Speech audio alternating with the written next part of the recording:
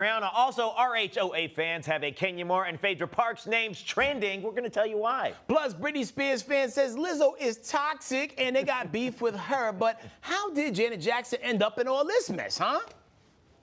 And I can't wait to talk about it all. Welcome to Side Dish. There we go. Come through, old hair pick. Where's my short hair pick? I know. Thanks. I loved that hair, though. Oh, by the thank way. you. I mean, it was, character. Thank you so much. I got to bring it back. Well, as you know, here at Side Dish, we are more than an appetizer when it comes to pop culture and fun. We're the whole meal fam. Yeah, bring your appetites, man. We're going to keep feeding you and feeding you and feeding you. Yeah, get that appetite appa right. And joining us tonight, she's a trailblazing television producer, serial entrepreneur, and if you did not know, you have her to thank for the iconic reality TV show, The Real Housewives of Atlanta. Give it up for Princess Banton-Lofters, a.k.a. Producer Princess.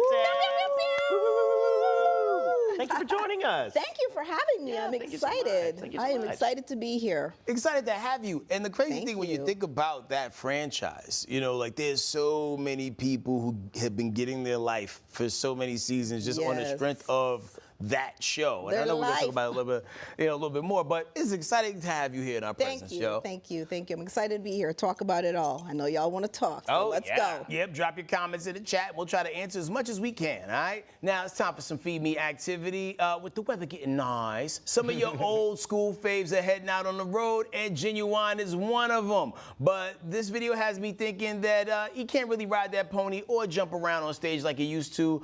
Them knees need some icy hot. Take a look.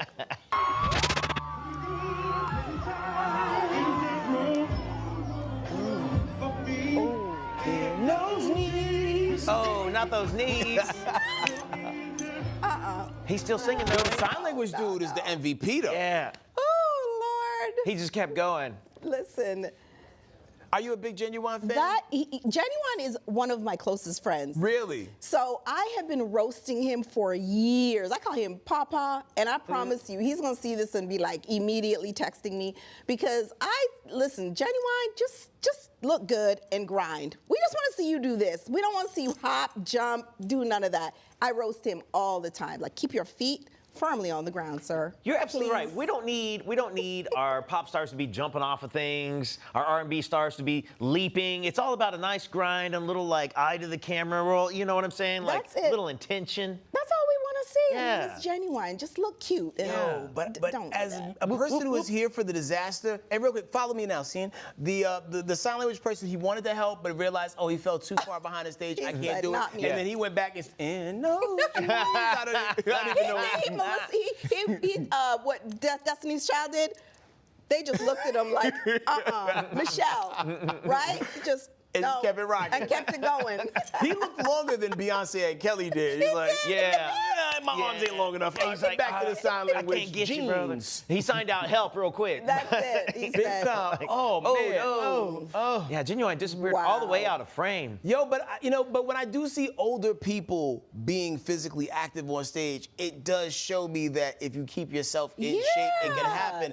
I don't know how he felt because he jumped about 2 feet down. Yeah. he literally caught himself on the ground. Yeah, I don't know. Like, meanwhile, I don't know if you're a Big Daddy Kane fan, but Big Daddy Kane, right now at the age of older than Ginuwine, will go out could there and just do leap. all the moves wow. and hang with the best of them. He really can. No, Ginuwine, I think for years, Ginuwine is really in good shape. He actually is in great shape. So I'm kind of surprised that, I feel like it was just a moment in time where he didn't see what was going on behind him and, slipped up. It might have been 2 I might present or a 3 theory. times. I might present a theory here. Like, can we get that video back without any sound? Pay attention to how big his ASL interpreter is. Did Ginuwine not have enough landing room behind him? Because look, that dude, and he was like right there.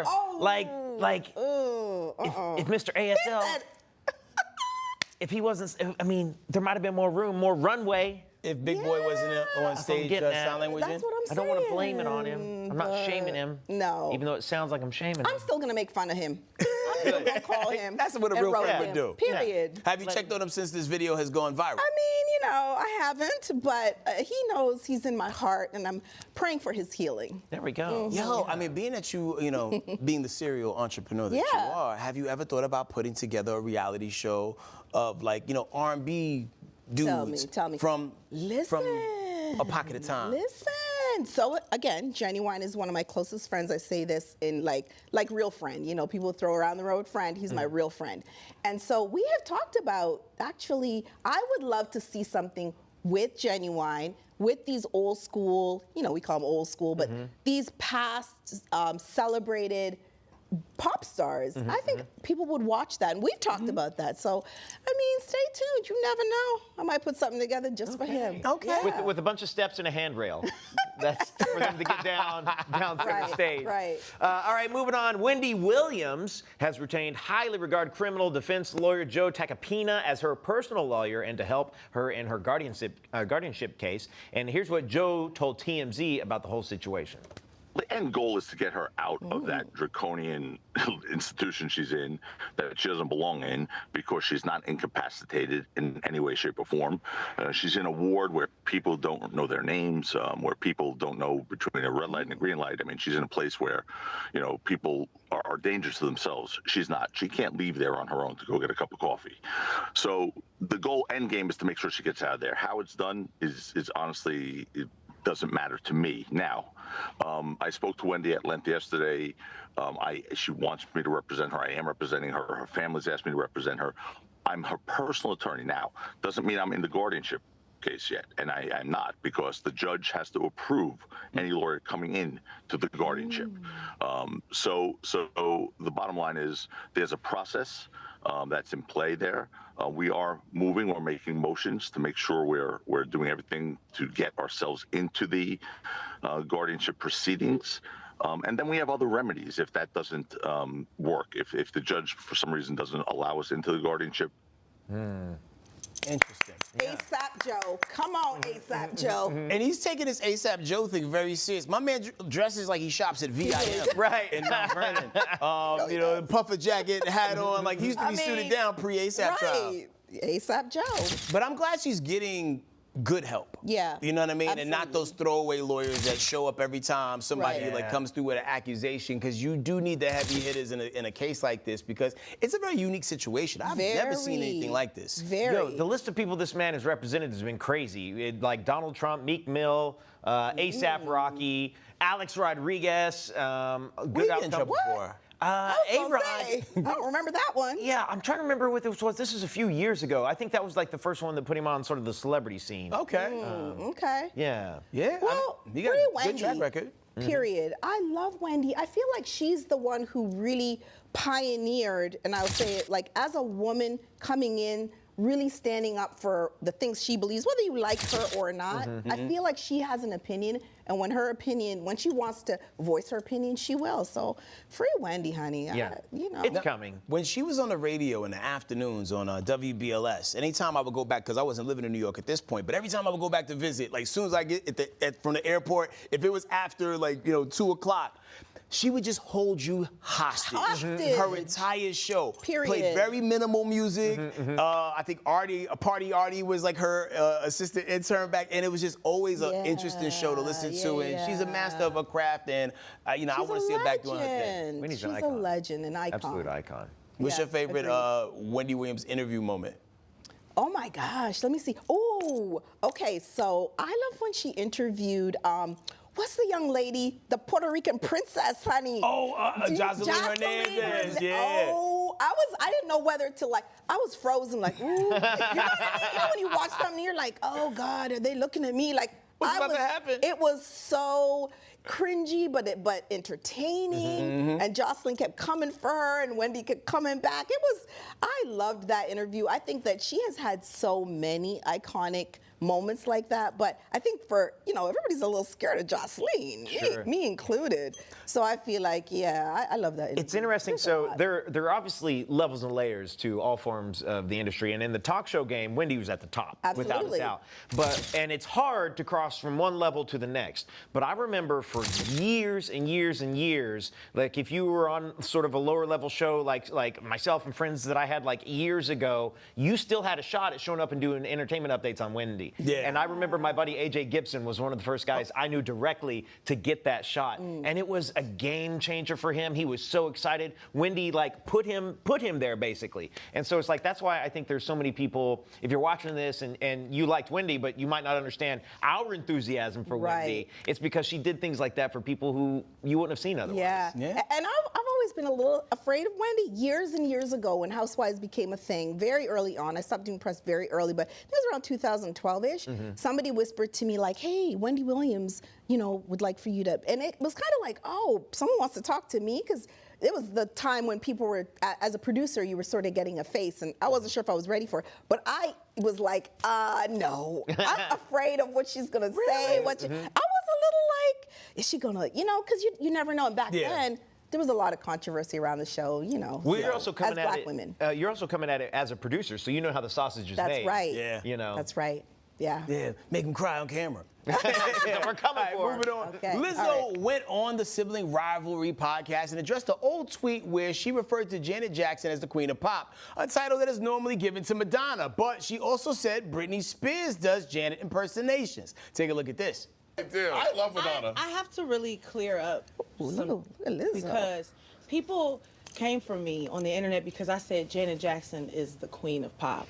I said Janet Jackson's the Queen of Pop, and here is why I said Janet is the Queen of Pop. Britney Spears is doing a Janet impression, and she said it. Janet is her diva. Yeah, for sure. There were no such things as pop divas before Janet. Janet was first. She was famous when Madonna was a kid watching her on television. Yeah. And I'm just putting it out there. It's not because someone is better than the other. She was just first. And she is Janet. She invented this shit. Yeah. Now, Madonna is the pop icon. Yes. And I love Madonna. Yeah. And we can't refute her influence and what she's done for pop music and for all of the divas. She's birthed a generation. And we refuse her to and I felt like I was fighting for my life because people was just dragging me by my ankle. All her life she had to fight. Lizzo look good though. Let's start there. But okay, Lizzo look good. So some Britney fans said this about Lizzo's comments. Woke up to Lizzo dragging the Britney Spears. I think the F not. And then another fan said, disrespecting the Britney Spears in 2025. That's why no one's listening to your new songs at Lizzo. Lord. Wow. I don't think Lizzo was dragging Britney. She was actually reciting something that Britney actually said with her own mouth. People be having selective outrage. Or they don't pay attention. That part. They're definitely not paying attention, and they're like picking things to be upset about. It's like the Free Britney. Listen, the Free Britney crowd had their day, had their time. She is free now. Congratulations. I hope you're happy with what you got. Look what you did. Look what you did. Look what you created. Look what you did. But I don't think Lizzo saying that Britney said that she's doing a Janet impersonation should be the most like. That's not. You shouldn't write over that. No, absolutely not. Everybody great stole from a person that was greater than them. Or was inspired by the person. And inspired. And well, that's the other thing. Here's my thing is like, and I don't know, I'm willing to take an education on this, but I don't believe that there's a first person of anything, because you could roll back 20, 30 years and there's someone else. Maybe the instruments are different. Yeah, maybe. Maybe the presentation's a little different, but like Tina Turner probably has some stake in there. Yeah. You know what I'm saying? Like, oh, you're a woman out and you're out in front and you're dancing in front of people and singing your songs. Like, that's been around a while. Loretta Lynn is the Billie Eilish of country to someone. For sure. Yes. You're right. So apples and oranges. Janet is Janet. Yeah. Okay. And like, clearly Lady Gaga has listened to Madonna before. Yeah. Well, and she hates that comparison. She does. But you cannot. You can't. It's like apples and apples. I'm sorry. Right. Even if one is a papple, it's still in the same fruit universe. Right. And we can see it. Like, we can see who you are imitating, who you like, who you're inspired by. I don't think there's anything wrong with that. That's the thing is, I don't think there's anything wrong with that at all. For acknowledging that you were heavily inspired by a given artist. Like, you're not out here covering their tracks, but you're walking in their footprints or standing on their shoulders. Look at these reality shows. They're all spawned off of shows like ours, like mine. You know, there's 100 Housewives now because there was one that started the way with Orange County, and then here we are. So inspiration feeds greatness, so period. Absolutely. Who cares? Well, speaking of inspiration and greatness, the Real Housewives of Atlanta fans are really upset that Kenya Moore was removed during season 16. But fans are now comparing what Phaedra did, which was falsely accuse Kandi of wanting to, quote, rape and drug Kenya, to rape and drug Portia to what Kenya did, and they're saying if Phaedra can come back on the show, so should Kenya. What you think? Not what you think. I mean, How do you draw the you line? closer to the stove You're right, than you're anybody. right, What's the you're line right. here? Yeah, listen, I think that, oh God, I was trying to stay so far out of this, but I will say, and I love everybody, they're all my children. There's one aspect of it that's criminal, right? And when you're falsely accusing somebody of, allegedly, falsely accusing somebody of something that is detrimental to their business, their livelihood, their family, their freedom, that's kind of different than when you have a situation that plays out that there's no real criminal intent or criminal action. I think, you know, it's just feelings and she did this and I'm going to retaliate this way. So I don't see it personally as the same. However, I think it's all the way around not good. It's not a good look. But I think the Phaedra thing was a little more criminal intent in some people's mind, right? Right, because especially if you've Right? been through that before, Right. like that could be very triggering. Right, and triggering. Now, right. Princess, you know, just to Allegedly, peel y'all. the curtains back a little bit. You know, sometimes in the wrestling world, something will happen in the ring, which will, I'm injured. I ain't gonna be around for a while because I gotta go off and film something. Now, could this be a situation where this is a storyline, an angle, a plot to get people talking? Meanwhile, Kenya is gonna go, I don't know, compete. Be on The Masked Singer? Yeah, or take a flight to outer space. I don't know what people do. Because it seems like everybody who says they coming back always comes back. Except Kim Zolciak and Sweetie. Not Sweetie. Yeah. Okay. How I feel like she deserves a peach, man. It'll be the greatest comeback arc in history. Good, Sweetie. Listen, I mean, anything is possible. I would say that knowing these women and knowing that when you're filming these shows, the things that happen, and despite whatever people think, they're situational. So they come from somewhere. Right. They're not just randomly out of, and something so serious, I don't think that these women would make something up like this for a show. They're really living their lives. The other thing is it takes to show up with like a printout of someone committing allegedly a sexual act of some kind. There are many, many, many hoops you have to step through to get it to set and get it on camera. Like, so you had to have the idea, then you talk to somebody about it, then you had to print the thing. Look, And you gotta have that card stock. You gotta have that card stock somewhere. Can I hide behind this? And so it's like some people don't, Princess, some people don't know how the sausage is made. You may know. Let us know in the chat if you think, you know, Kenya knows how to, like, you know, connect her phone to her printer so she can print things.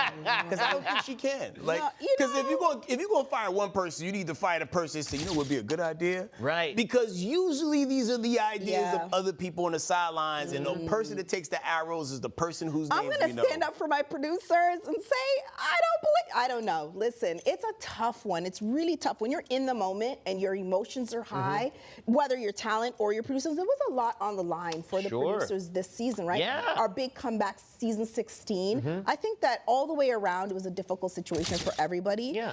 And they're there to help. So, Right, hey. and that's the thing is nobody tunes in for everybody gets along all the time and laughs. That's not a fun show. I mean, this show is, but like on reality shows, like you want the drama, you know? Yeah. Well, y'all can argue amongst yourselves in the chat. In the meantime, we're gonna go to break. When we come back, we're gonna chat with Princess about her career, more Real Housewives of Atlanta things, and so much more. See you in 2.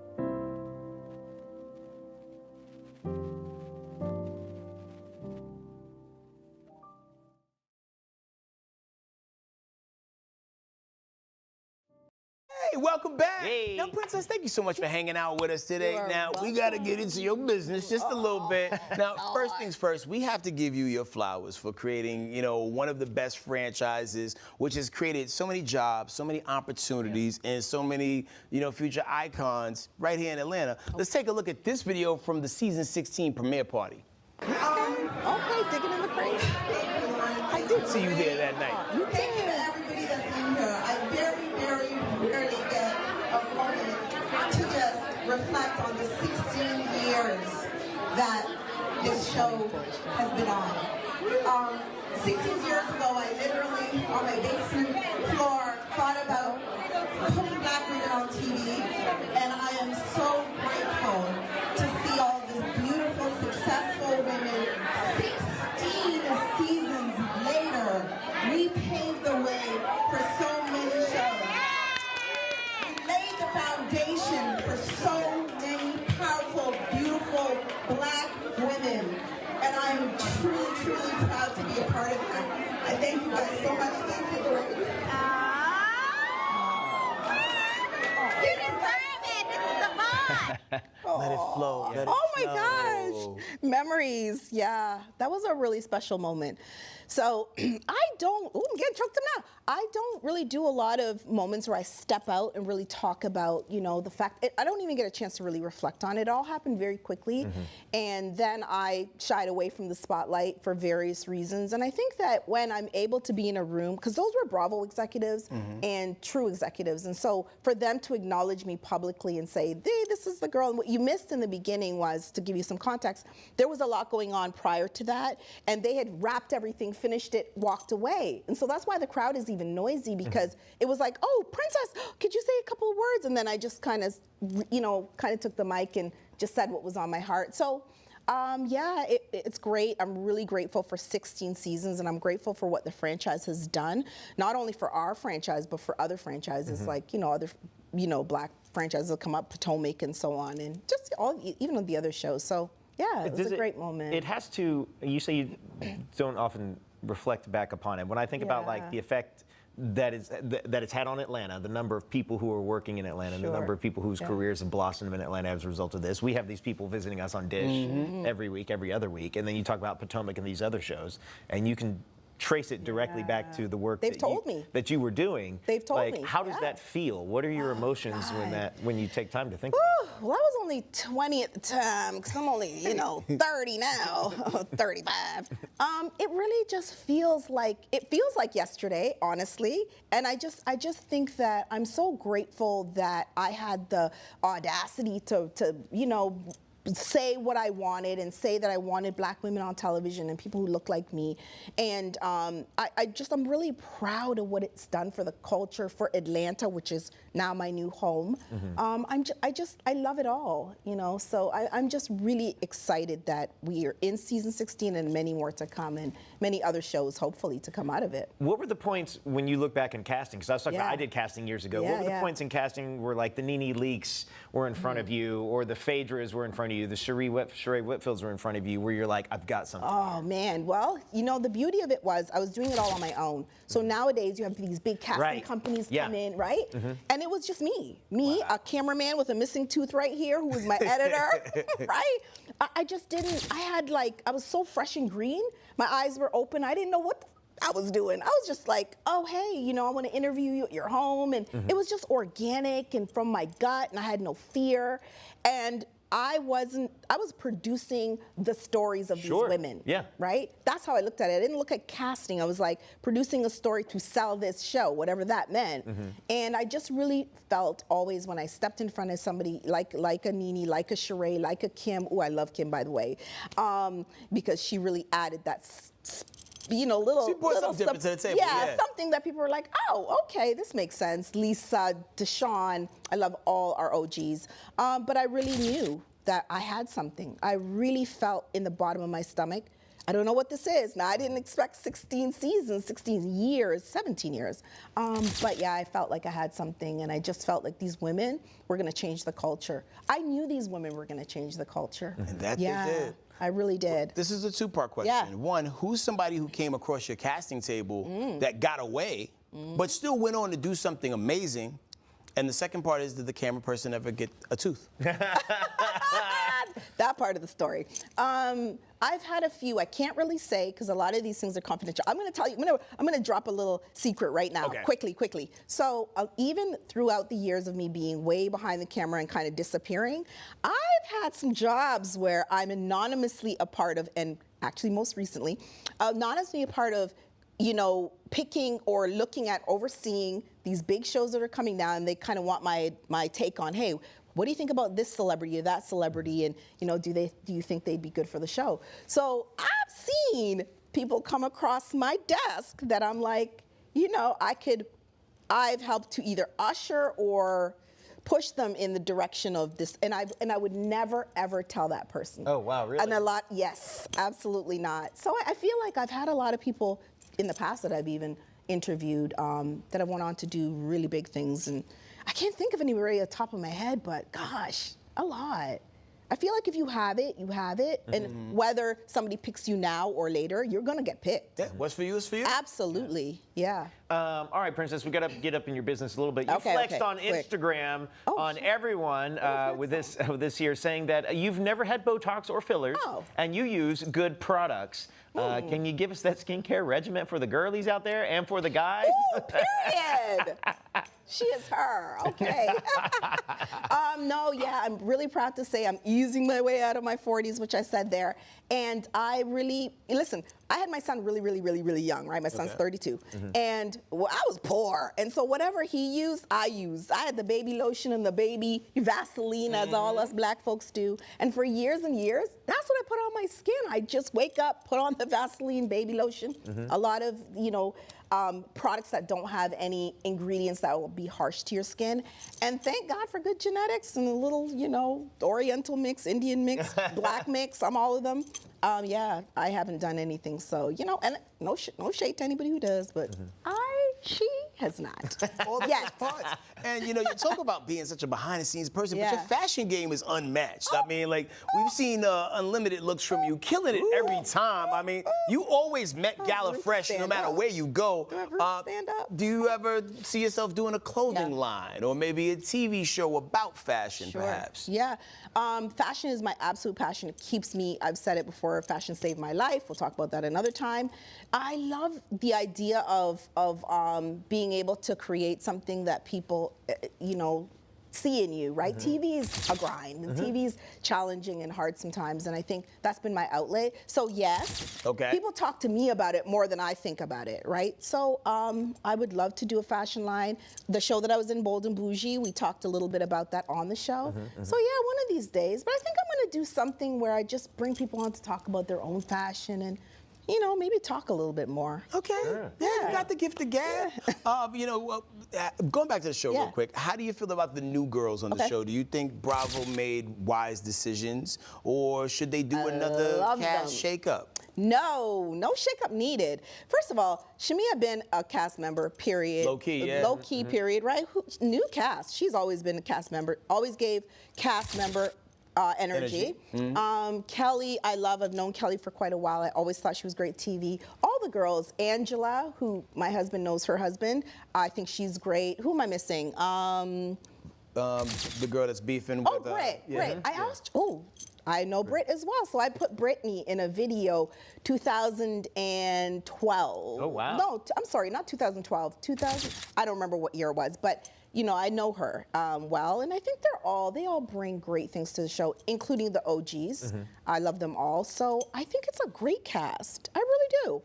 I really do. I promise y'all, I really think it's a great cast. I also think sometimes it takes a little while for the cast chemistry to unfold. That's right. Like you've got all the right pieces, you need to let it simmer a minute, you know. And we were off the air for quite a while, doing kind of what a few franchises do, regrouping. I think they took their time. They figured out who'd be good for the show. We don't always see, even I call myself a viewer, we don't always see all the things that go behind picking people, the chemistry between the cast, you know, their storylines, their lives. So there's a lot more than just the physical person that you see on the screen, right? So I think they did a good job. Well, what Stay can we tuned. expect next? What's happening next in the producer princess universe? Yeah, well, like you guys talked about, I absolutely love fashion, so I'm going to be pursuing a lot more of that. I'd love to kind of do something where I step out and talk a little bit more. Like you guys said, I do enjoy it. I just don't do a lot of it. But I think that me talking will help other women, other people, creatives come together. So I'd like to do something in that world. And then I have my husband's an orthodontist, so I have a practice, which is, yes, Dr. Lofters. So I'm the real doctor's wife. For real. You could end up married to medicine. I know all those girls. For real, I know all those girls. So yeah, Contessa's a really good friend of mine, in Quad. So yeah, I mean, and Mariah. Ooh, I love Mariah. Bring back Mariah.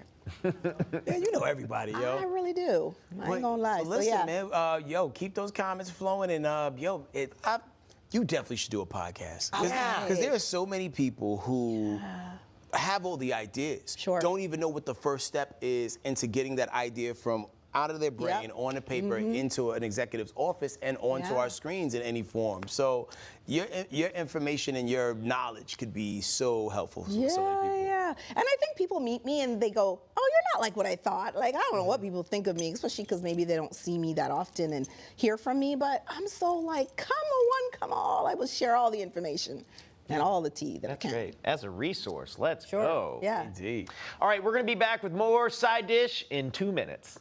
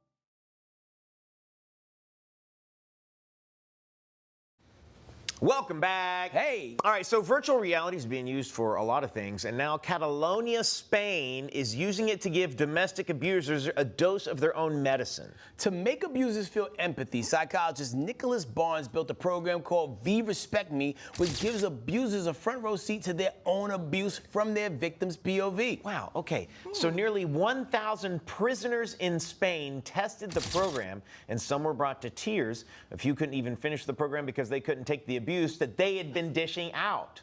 The irony. This is interesting. The irony.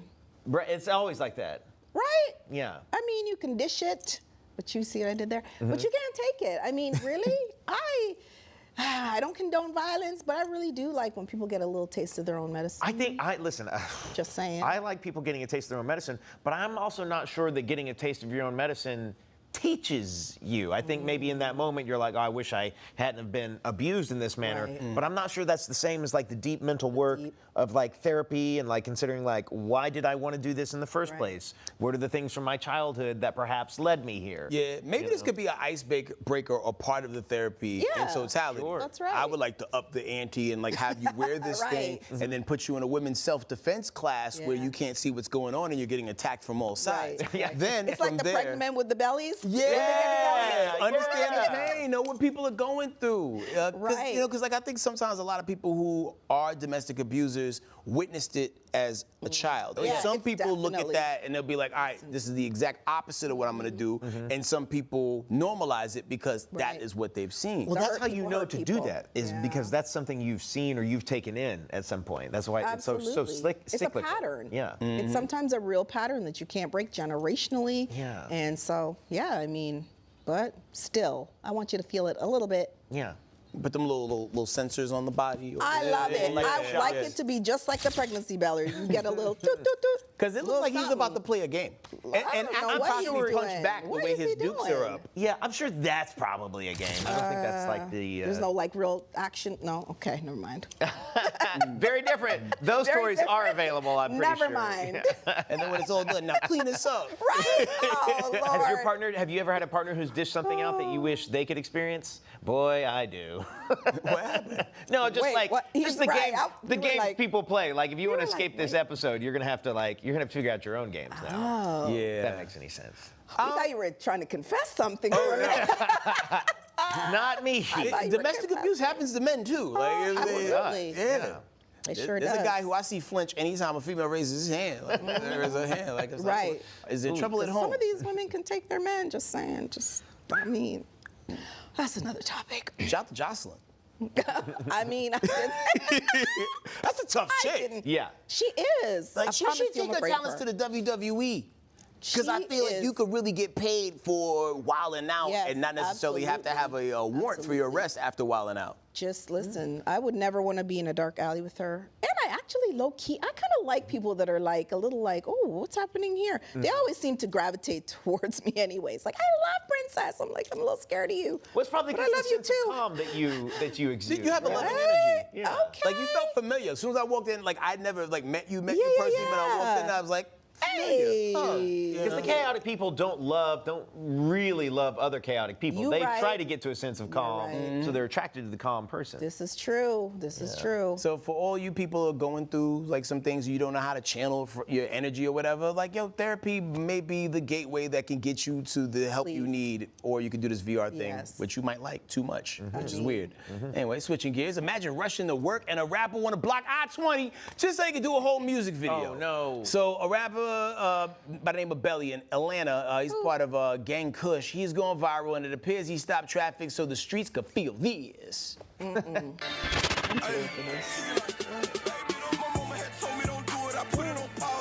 Oh no. Sir, I mean, you didn't have to block traffic today. There's a cop car, or at least the like flashing light behind it. what's happening? Oh, it's a rented G-Wagon. I mean, oh, Lord. You can go stand in front of a hanging mic almost anywhere, sir. And the wild part is the mics don't even be plugged in. Yeah, he no, lip absolutely. syncing. It's just for looks. Is that a police car behind him? Blocking the I traffic? peeped that. There's lights on it, but I can't tell if it is or not. Because you can get that siren off of T-Move. Yeah. You're right. You're right. It's also the hanging mic thing is back from the stage era. Oh, like, now we can hear it. why are we doing this out in the streets? Not the drink in his hand. Sir. Wait, was that a Chick-fil-A It's a cup? big gulp. Is that a big gulp? Yeah, that's from 7-Eleven. What? Wow. Wow. You drove here big from a gulp. part Okay. of Georgia that has a 7-Eleven That- just to shoot a video on Sir, I-20. I cannot. So there's more to it. What? Evidently, this is from a whole performance series called the From the Block performance, which has featured artists like Cardi B, Chris Brown, Lil Baby, Robin Thicke, and more. I remember one time a band stopped traffic on the 405 in Los Angeles, and they were arrested. As they should, because y'all have enough traffic already without As people it doing is. the extra, right? So it's unclear if Belly Gang Kush really stopped traffic or if it was staged, but What would you do if you rolled up on us on the highway? Child, first of all, I'm flagging down that officer like, sir, I have places to go. I will lie. I will say, who do I look like today? Janet, Nia Law, like whoever I look like, I'm her. Because I need to get around. Like, what is happening? I'm too old for this. Yeah, something tells me that he didn't actually stop traffic for this, because I just don't think that would fly in Atlanta. Yeah, he seemed like he might have been white. And white people they're gonna get the proper permits. Right. Usually. Yeah. Like the street might have been closed down. Here's how I know that this is done properly with permits. Is he's like rapping, but he's never like. Looking around, make sure everything okay. Yeah, he did. Like everything's fine. He's not he was sweating really, at all. really cool and calm with his red beard. Yeah. Oh, okay. Yeah. Come on now. And like the people with the sirens in the car behind them, they don't seem pressed about Nobody seems pressed. It's like, even, sir. look, there's people walking around in the background. Yeah. As tough as he was rapping, he was probably like, what's his name again? Officer, we just need 7 minutes of right, time. 7 minutes. Let me get 10 minutes. Belly Gang Kush is his Come on, name. Belly Gang. I'm not mad at it though. It's what is it? Beg for forgiveness. What's the saying? Shoot first, ask questions last. Permission, beg for forgiveness. I think that's Sure, what he yeah. did. Yeah. I mean, you're starting to see this pop up because like sometimes I'll be riding around the city like weird times of night, and then like I'll see somebody like in a gas station parking lot. with a mic dangling and cats going ham. 17th Street has a lot of that. By Atlantic Station, they have a lot of videos right by the bridge. I see that often, yes. What was the one you were doing? I think you were sitting shotgun in a vehicle rapping. It was a big convertible, a drop top. Cadillac Chronicles, See, man. I think that's dope. Oh. Yo, my guy Brian Freeman, who does Cadillac Chronicles, like he literally has a sound system in his Cadillac, and he drops the top, and you be riding all around the city doing your joint, and it's got to the point where I love cars. Bring me in. Tag me in. Brian, love cars. you got a fan. Tag me in.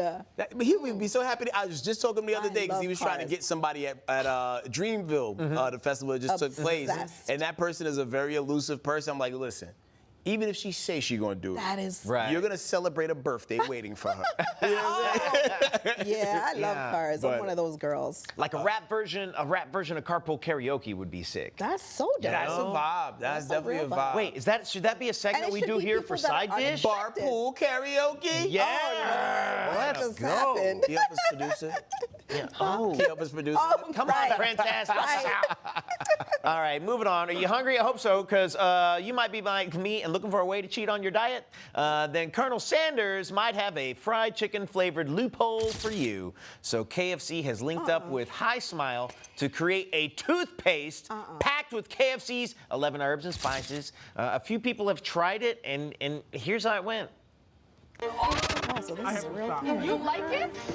KFC. Fried chicken flavored toothpaste? Finger looking good meets fresh breath. It's a legit collaboration with KFC and High Smile. Come on, that is pretty cool. Honestly, a little scared to try this. This is really crazy. Load it up. Come here. No, she didn't like it. Here's the problem. The flavor's low key. You don't like it either. You can tell by his eyebrows. That is crazy, dude. Tastes like chicken. I love you, High Smile. I love you, KFC. Get these from the High Smile website. These are absolutely real and absolutely wild. Okay. It had to be one of us, didn't it? I was waiting. I was like, come on, not all my cousins. I was at first like, please. I was playing. Let's get I said, we at least. We had like we was on the opposite side of the gambling spectrum. It was like, we do love KFC, but not format. let's just say if you're celebrating Ramadan, right? Like, is this a loophole? Ramadan? Yeah, you know, because you can't eat till the sun goes down. No, here's the thing, you're right. But I think if you put something that you really like in your mouth, you put a little candy in your mouth, and I fast a lot, so I know. The minute anything that I like touches my tongue, that's it. It's a wrap. I'm eating. Yeah. I'm eating. Gateway right? open. That's it. Smashing it all, yeah. You're like, I'm a cake, I'm eating donuts. You've opened the flavor portal. Ain't no coming back now. It's over. I couldn't do it. And I love KFC. I love chicken. So, I mean, I couldn't do it. Could you see your husband recommending the chicken-flavored toothpaste to somebody? Yeah, my husband is an orthodontist, right? He's a doctor. Listen, I think my husband would never encourage anything that would be bad for your teeth. And if you hear him, he would say, eating chicken, eating anything, like, no, I don't think he'd be up for this. I mean, it's not the worst thing you could eat, You know, like chicken toothpaste. I'm just always confused. I mean, I'm not gonna try it. Yeah, no, I'm definitely not gonna try it. Also, like, I know exactly how chicken tastes, and I like chicken. But then, how do you get random chemicals to taste like chicken? That's the scary part. And that's they're what my also good husband for your would say. teeth. What if there was a little like fried chicken crumb particles in it, just to give it that texture? That's what helps gets the teeth clean, the crunchiness of the chicken, fried chicken. If they swap out the KFC for M&Ms, I'm in. Okay, M&M flavored toothpaste, Skittles toothpaste. Oh, that's gonna be like a one pump kind of situation for some people. It's gonna be going in one day. One day. It'll be gone. Well, what flavor would it be? That's my take on it. Oh, M&Ms? Because do the different colored M&Ms taste differently to you? I don't think so. I think all M&Ms are the same, right? I feel like for me, I eat them too fast. I can't tell. Yeah. Fair enough. I eat them too fast. Yeah. Shout out to the people who know specifically. Those people with those special taste buds. Yeah, because it's not us. Yeah. At all. Same thing with Reese's Pieces. All the same flavor. Oh, absolutely. Handfuls at a time. Oh, my God. Peanut butter overtakes everything. We got to run the break, but when we come back, we got celeb birthdays and so much more. See you in 2. Bye-bye.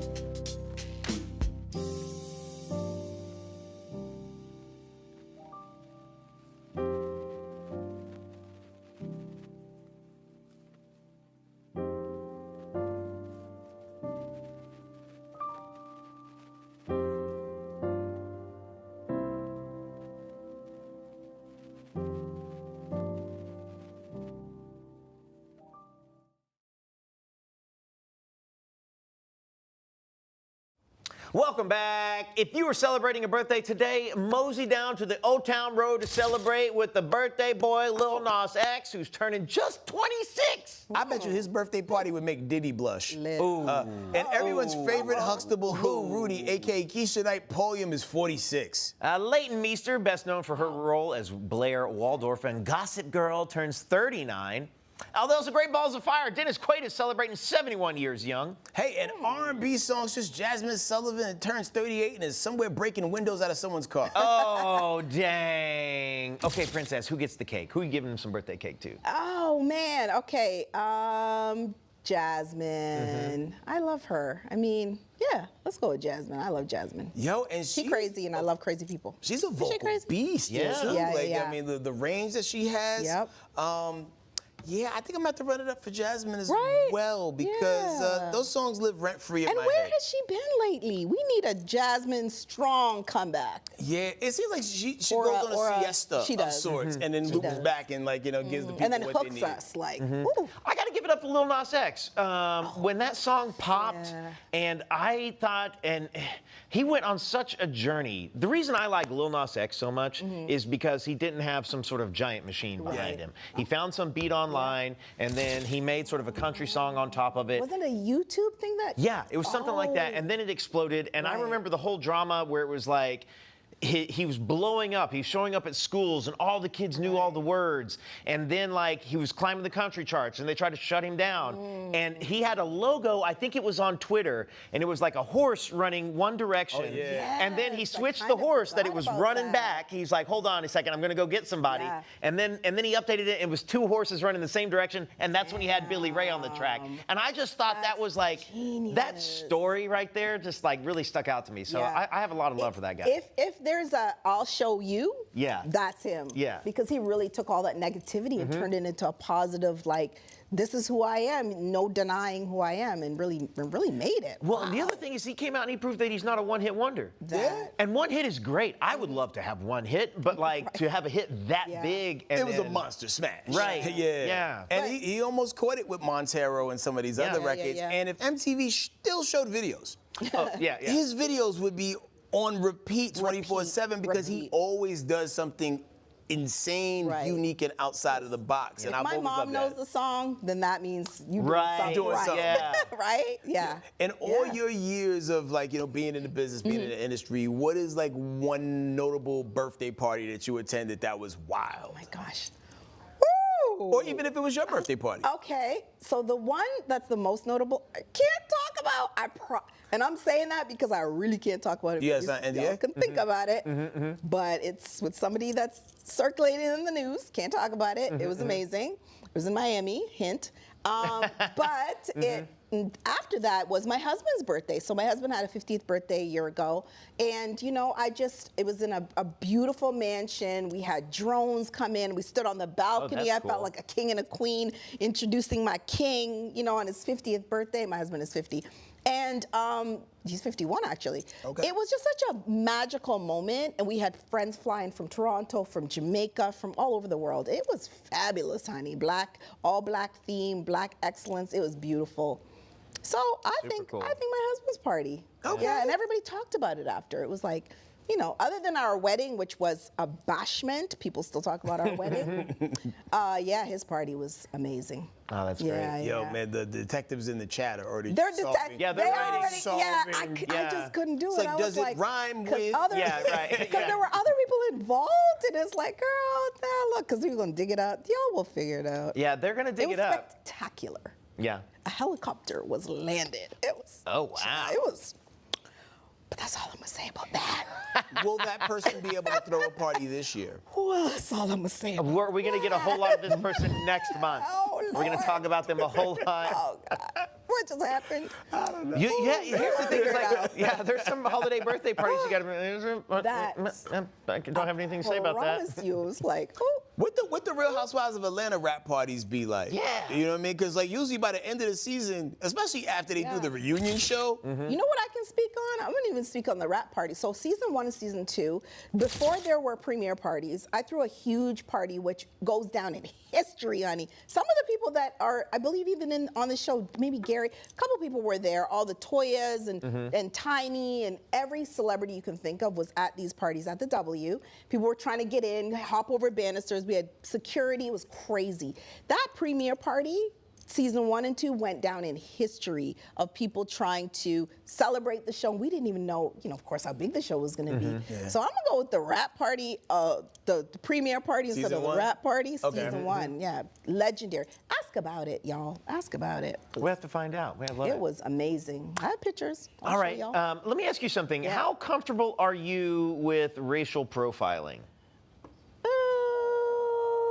Racial profiling? I mean, In the name of good, in the name of solving a Tell crime. me, yeah. Okay. Tell me more. Okay, we'll tell you more in just a minute. We're going to be back in 2 minutes with everybody's favorite game. Whose cousin is it? Okay. I get it.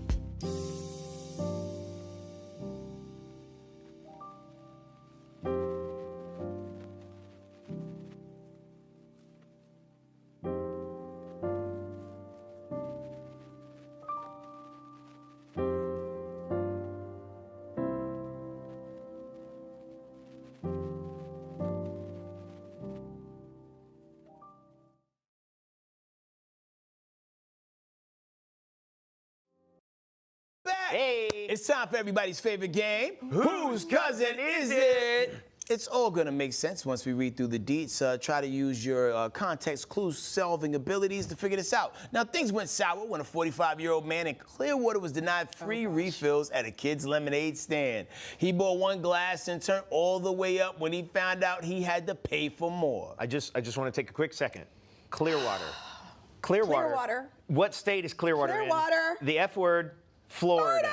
Okay, here we go. Okay. While in a fighting stance, the Lemonade Looney Tune grabbed the wrists of an older woman helping out with the stand and threatened to beat her up. Sir, this is not Beyonce's Lemonade. Relax. The Lemonade lawbreaker, thought to be homeless, was arrested and charged with felony battery due to his lengthy rap sheet. Sometimes the crime ain't worth the squeeze. Okay, whose cousin is it?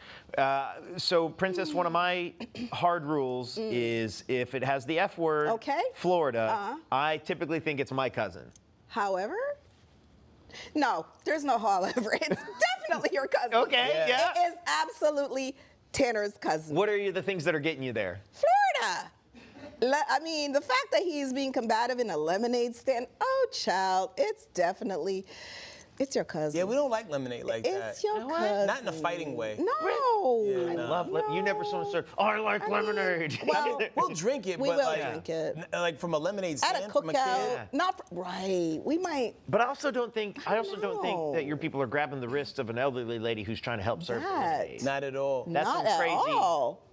The red flag for me is when you said Clearwater, which made me think of the country group Creedence Clearwater Revival. Yeah, CCR. Very white. Yeah, all white. So much so, I have no idea what you're talking about. Yes, they used to be on those, if you like these songs, it used to be like on Top You Life. would probably recognize a track or two. They were really big in like the late 60s and 70s. Yeah. They just had some hits. During tough times. During tough times. Yeah. Yeah, so I'm gonna go Tanner's cousin. My cousin. Yeah, my I'm cousin. sorry. Also my cousin. We've got 3 white votes. Let's see what it is. 1, 2, 3. Move that van. Here we go. Yeah, that's right. Oh, that last name. Wait. The old lady struck back. Wait. Stephen Cusumano. Okay.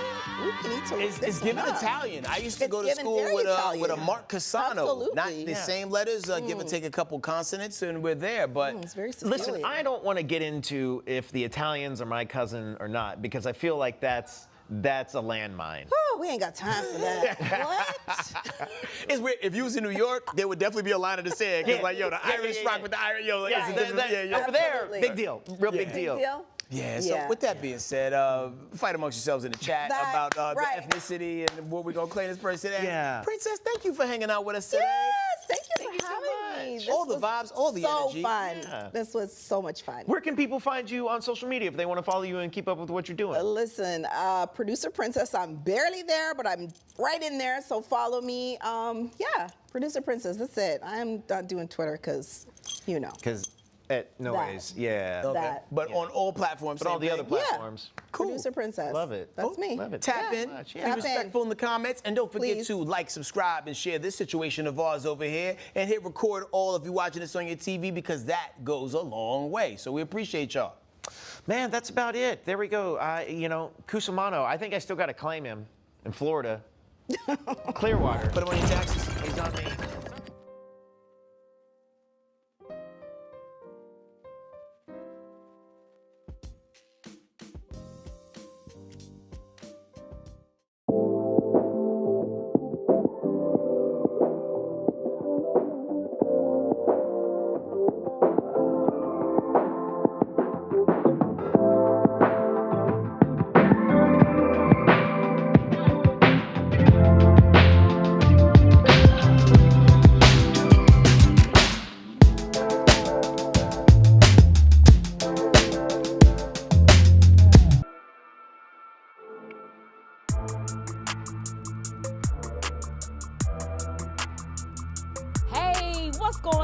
Welcome to another wild episode of Scrollin with Jen and Vee. We are your hosts, Jen, and that's my girl over there, Jen.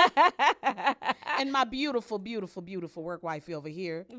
That's it. All right, so we have our bevies ready for tonight. We do, Make sure you guys honey. hit up our social media to find out how we made this delicious Short Island iced tea. So fun. This Make sure one you is hit it short. up. That's right. Y'all can make a long one at home, but this one is short. It's gonna be short, but it's still good. Okay? So we have a jam-packed show for you guys tonight. Our first segment for tonight is Really Reddit? All right, Reddit, guys. So Reddit is an online forum where you can go ask questions, you get the answers, you get your feedback, you can post information. pictures. Yeah, information you get a lot of seeking. information. Yes. It's like a forum. Exactly. So Jen, what you got for us about this Reddit girl? Ooh, what Really I got is Reddit finds mother's little black book. Oh, yeah, I How about remember that? those little black books back in the day. Yeah. I can't wait to see this. Okay, producer, let's roll it. Oh, it's a post. It's a photo. Let's see. Can we zoom in on that thing to see Just it? a tad bit, because it's juicy. It looks And juicy. it got all the stains on it to prove how old it is. Got And all the look, V, stains. it looked like it had some pages cut out.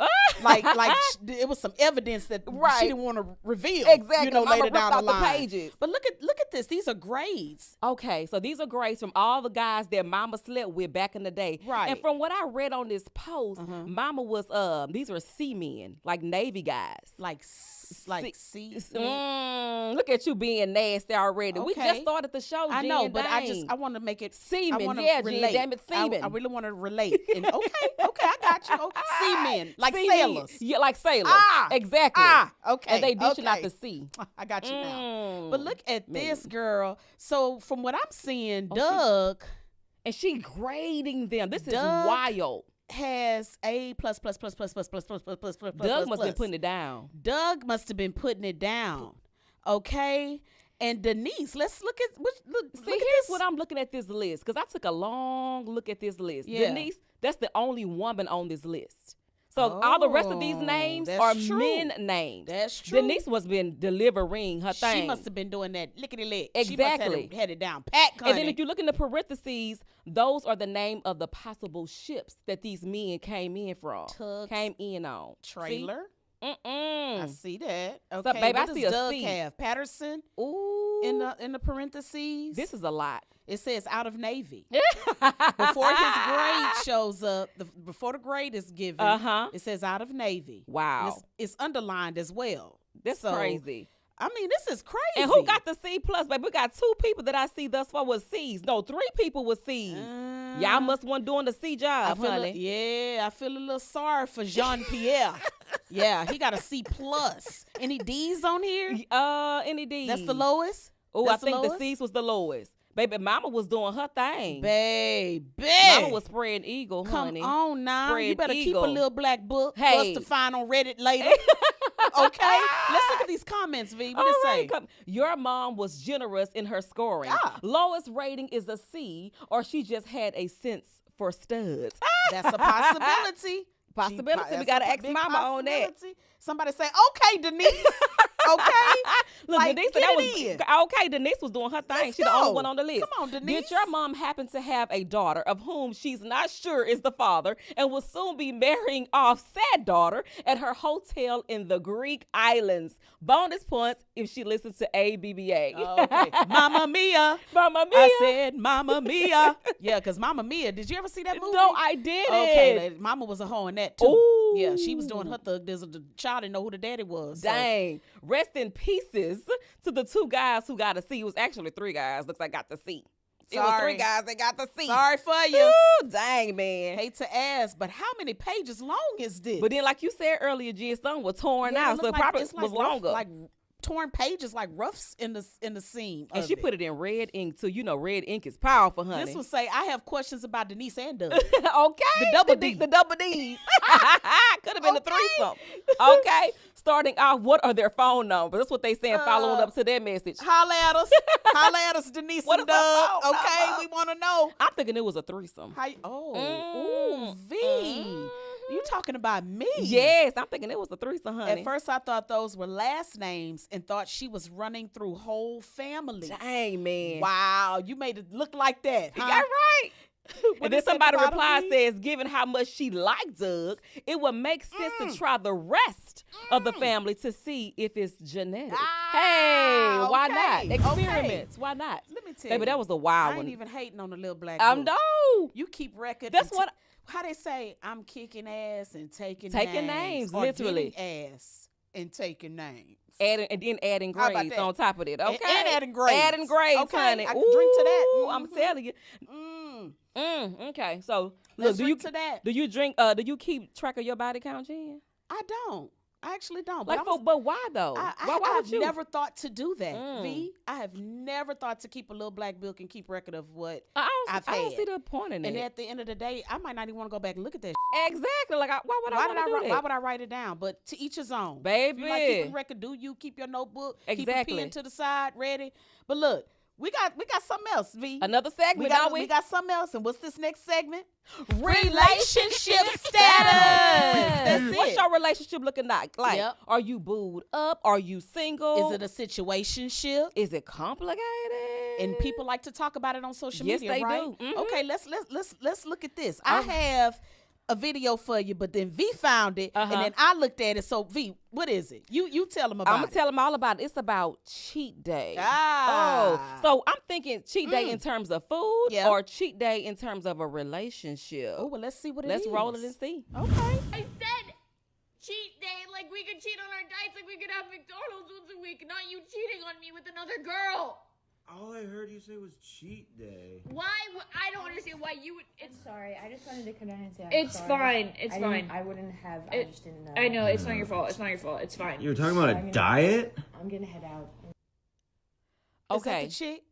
That's the chick he was cheating with. That's okay. So she's I was saying, just trying to get it right. I was saying like cheat on our, meal plans, right? Let's like do get some French let's fries cheat and get some one day. McDonald's. This man cheated with a whole girl, and the girl right there like, I ain't had nothing to do You with knew, it. dude. Right. You and knew I what was up. appreciate the girl saying, listen, I didn't know nothing. I didn't know about nothing this. about this. Yeah. And then the girl say, you know what, you good. My beef is with him. Yeah. My beef is with him. And it's good that she's directing it towards him, not the girl. Not the girl, because Yeah, I have a y'all problem know with you. there have been times where we've seen it We over try to and go over. for the female. We going for the female, and they ain't Yep. got nothing to do with it, whether Yep. they knew or not that this man was booed up. That's it.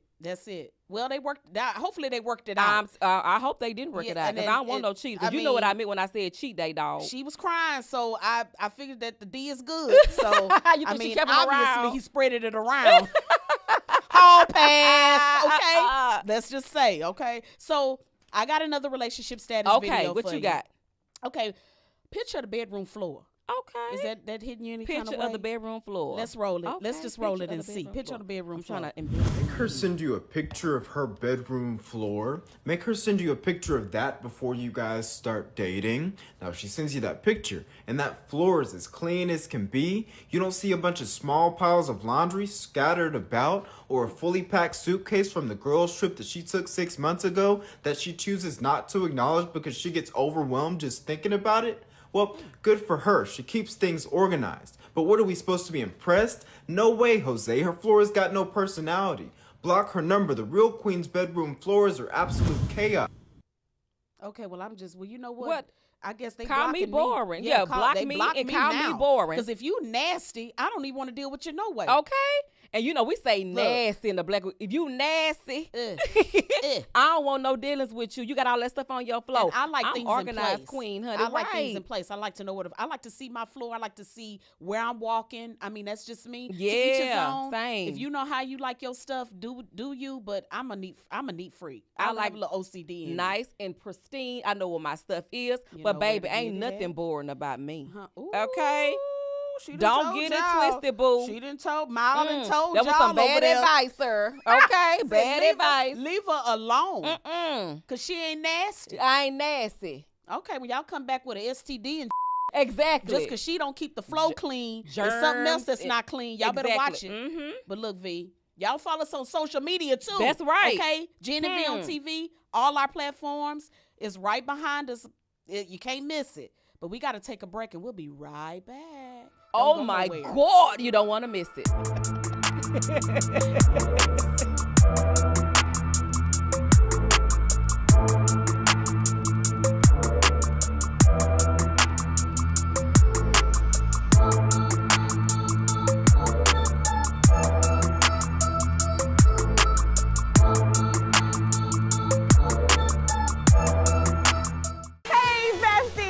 a bestie. I like you. She's fun. It's about to be a good time. She's always looking out for you. Since you're my bestie, I will handle it for you. She makes you think. Here to uplift and empower. She's always encouraging. You are that girl. Chelsea Edwards, your bestie in daytime. I get the spiritual moments. Chatting with Chelsea. New episodes weekdays at 5:30 or stream anytime on FOX Soul. I wonder if you know that I want the best for you. But how long will you fight solo? I wonder if you know that we can get help. Not wondering anymore. Love, your mind.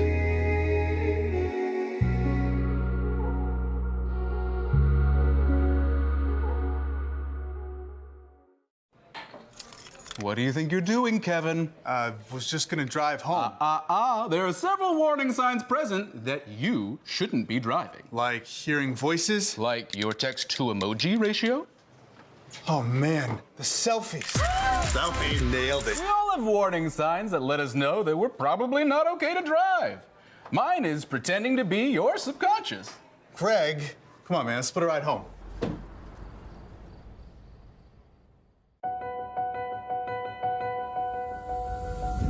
As we work to get through these times together, you may not be thinking about blood donation, but blood is needed to save the lives of people who are sick with a range of illnesses.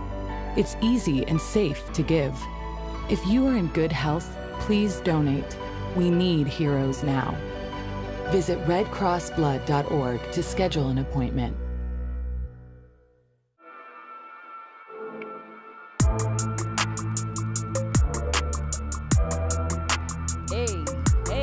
Welcome back. Scrolling with Jen and Vee. That's what we do. We in the place to be, huh? That's right, you baby. You better scroll, Vee. Scrolling our butts off. Just scrolling. We're back. Thank y'all for being here with us. We have another segment. And what is this segment called, Vee? Oh my God. You gotta hold it there. Pause for the cause. Right, okay? pause for the cause. So, Vee, you got a video starting our segment off? I do. Okay, what so you let got? me ask you a question first before we go to the video. Okay. When you go to the church and you want the pastor to lay hands on you. Yeah. And you want him to lay his hands on you. Sanctify. So he can bless you, Yeah. right? So he can Holy bless Spirit. you and Yeah. help you fulfill your blessings, Right. So we're going to roll this video to Okay. see exactly what happened in this church. Okay. All Well, right. let's see what happened. Let's see it. And we Oh, have come. Wait a minute. Oh, throw them bow. Pastor. Oh. Look at him in the back. Listen. Stop. Now, Marcus. Marcus. One more time. One more time for V's video. This is crazy. This is really laying hands in You laying church. hands. One more time, producer. Let's see it. In the east. And we have come.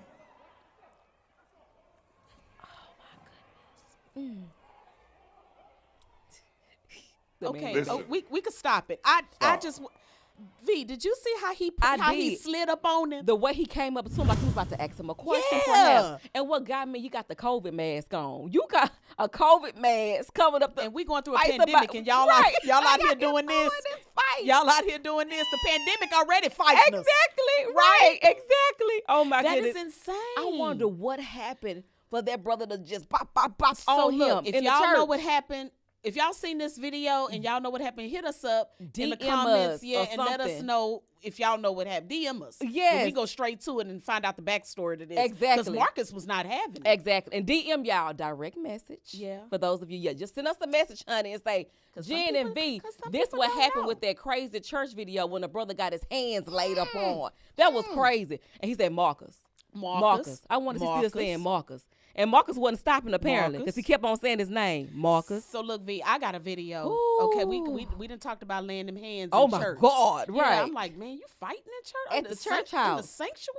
He must have did something pretty bad. But Well, anyway. yeah. But look, this pastor is flirting from the pulpit. The audacity. Yes, but let's check it out.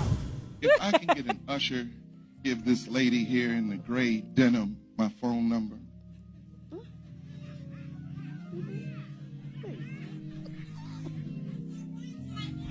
She just smiling. I got He does. I got 2 tickets to the Hawks game tonight. What time church ended? Get you a little cotton candy or something.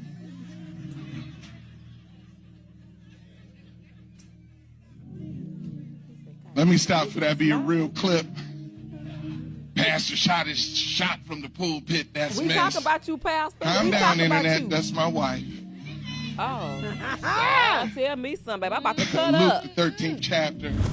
Okay. Continue with the sermon, sir. Okay, Pastor. Okay. Yeah. Pastor You get a said that. pass. You say he got a wedding band He got a on, wedding Jen. band on. That's You the know first what? thing I scoped out. And I'm quick to look at him. Yes. I'm quick to look at a left hand on a man. That's right. For Absolutely. real. I want to know. Like, if you got a tan line. There you go. Look I for know all you of peeped that. it. I know. And she was just grinning. He said, get you some cotton candy. Okay, The pastor say he want to keep it sweet. And I like that because It was it's cute. a turn on. It was So cute. imagine after service, Yeah. she probably serviced him. Oh, Hey. let me tell you, and he's worth. And- he serves the Lord. Yes. And he's worth being served. That's right. okay? He's worthy. Yeah, you better sing it, girl. You better sing it. Look, and he need to be part of that salt and pepper gang.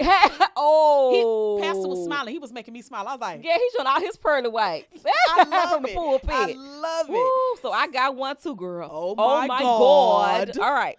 What you got? So this is how you're supposed to look when you're at church, Jen. How you sit? Show me how you look at church. When you go to church and you sit Oh, you down. want to see how I sit? I want to see how do you sit? Okay, when how I do get you in sit? the pew. Show me your okay, posture. I I genuflect. I Okay. do my sign of the cross, and I sit like this. Okay. Well, I have a video to show you how you're supposed to look sanctified at the church. Oh. I just wanted to see how you look sanctified at the church okay, house. well, So we're going to okay. roll it and see. Well, let's see what's going on. Mm-hmm. To look sanctified during church. Pretend something stinks. Shake your head, no. Shake your head, yes. Lift your hands real fast. Bring them down slow with an angry face. Pretend someone electrocuted you. Lean forward. Lean back. Lean forward. Look back. Look forth. Lean back. Hug yourself. Shoot an arrow. Now think about it. Give the Lord a high five. You better give him a Ronnie high five. Wilson. OMG. Man. See, V. when you get that Holy Ghost, Yeah. you get that what Ronnie Wilson just displayed. Yeah. You get all of those Okay, movements. I can dig it, but you know what? I want to try. You want to try it? Let's see if we can. All if right. we can get ourselves right. Okay. And prepared for church. All right, okay? let's push the mics away and let's do this thing. Let's do it. Okay. How to look sanctified during church. Pretend something stinks. Shake your head, no. Shake your head, yes. Lift your hands real fast. Bring them down slow with an angry face. Pretend someone electrocuted you. Lean forward. Lean back. Lean forward. Look back. Look forth. Lean back. Hug yourself. Shoot an arrow. Now think about it. Give the Lord a high five. Baby, I we think did got that. We I got think it. I think we got that down pat. Sanctified. That's how you supposed to be sanctified That's at right. church, okay? Sanctified. Woo! When you catch So that look. Holy Ghost, I love that. Got Woo! me all spiritual over here. I feel like the Holy Ghost hit me. See, that's what I'm saying. That's what Ronnie displayed. Short Island iced tea. Oh. But look, I got something for oh my God. Okay. What you got, J. Boo? When the church is petty, honey. Oh, the church can't be petty now. Nah, it's a lot of petty women in the church. Christians, they can be the worst. They be the worst. Producer, let's see what's going on with this petty. All right. I think that's all. But before I let you guys go, I would like to end it in a prayer. Okay, Pastor. Specifically for Brother Trey in the audience. All right. Brother Trey, the Spirit just moved me to pray for you. Yes, Pastor. Let's all bow our heads and get started. Thank you. Lord, we come before you to pray for Trey. And especially for his financial struggles. Yes. Now, Lord, Trey has been coming to this church for about 2 years. And I have noticed he has never given an offering. Every time the basket passes him, he acts like he doesn't see. He don't see you, Lord. Help him, Lord. He don't see you. And you know, that's not even what I'm worried about. I can tell that his shoes be leaning. Wow. I notice when he come in and stains are on his shirt. Wow. I can tell the struggle. I can see it on him. Yes. And I wish I can help him with this problem alone, but Lord, you told us to come to you when we have a problem that seems insurmountable. A problem too big. So Lord, we come to you to ask for you. To reach down into the depths of his depth. And I know you have to reach far. And I know you have to reach far to get him. But we know that you can do it. Yes, he can. Lord, we can tell that he doesn't even have $1 to his name. Yes. We can hear his stomach growl. Yes. We know that he's hungry. Yes. We know that his lights is going off. We know he has a hole in his sock. A hole in his boxer. A leak in his roof. We know. We know he has a cat and the cat can't even eat. Wow. No food in the cat bowl. Wow. We know the mice have died from starvation in his walls. Yep. He doesn't even bring his daughter anymore. He can't pay the child support. Yes, Lord. He got no food for his daughter. No food in his fridge. Yes. His daughter ain't coming over on the weekends. She has nothing to eat, Lord. And we know that you can help him. Yes, he can. And we know that you can do all things. And even with this task, you might even break a little sweat. But we know that you'll wipe the sweat off. Because we know that you can help Trey. Because Trey can't even sweat. He's too dehydrated. He has no food. He doesn't even have food for thought. He can't even think. Hey, I got $1. I got Hallelujah! Won't he do it? I ain't think it was that deep. I ain't think it was Doing too that much. deep. Y'all can take it. That's doing too That's much, the V. one. I would no not longer go to be a church member like of that that. church. I would say, Pastor, meet me outside. I'm good out that membership. Meet me outside. Yeah, okay. because you know what, me and you gonna be getting. Tussling. I'm gonna lay them hands on you. That's we gonna get it. We gonna be on World Star talking about Gospel Star. Oh my God, that was wild. No longer a member. That's crazy. That's insane. Woo. All right, y'all. We gotta take it to commercial break. Wasn't that wild, y'all? That is insane. How you Make sure y'all come back to see us, because guess what? We're gonna talk about a fit check. Is it a fit fail or a fit check? Oh, bring it on back. Jen and Vee, scrolling with us. Scroll with us. Roll with us. Scroll with us. I say roll with us. Scroll, scroll, scroll, scroll, scroll, scroll.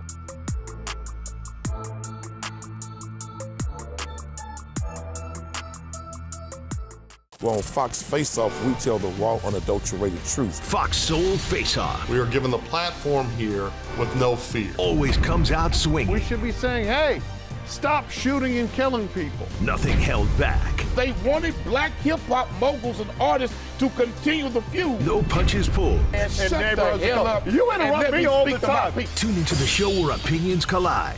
FOX Soul Faceoff. New episodes weeknights at 9 or stream anytime on FOX Soul. As we work to get through these times together, you may not be thinking about blood donation, but blood is needed to save the lives of people who are sick with a range of illnesses. It's easy and safe to give. If you are in good health, please donate. We need heroes now. Visit redcrossblood.org to schedule an appointment. I was a quarterback at RHOA High School. College first-round draft pick. During the football season, I would stop eating. But I didn't know I was depressed. We didn't have any education behind what mental health was. I started to learn it starts here first.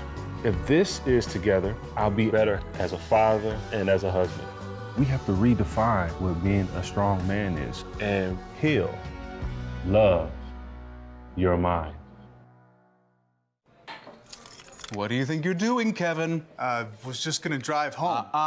There are several warning signs present that you shouldn't be driving. Like hearing voices? Like your text-to-emoji ratio? Oh man, the selfies.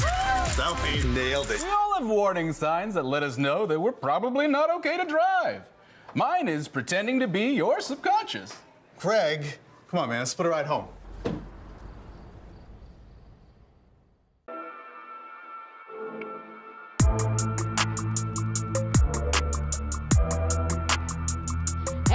Welcome back to Scrollin with Jen and Vee. I know you guys are enjoying the show, right? I am enjoying it. I'm enjoying it.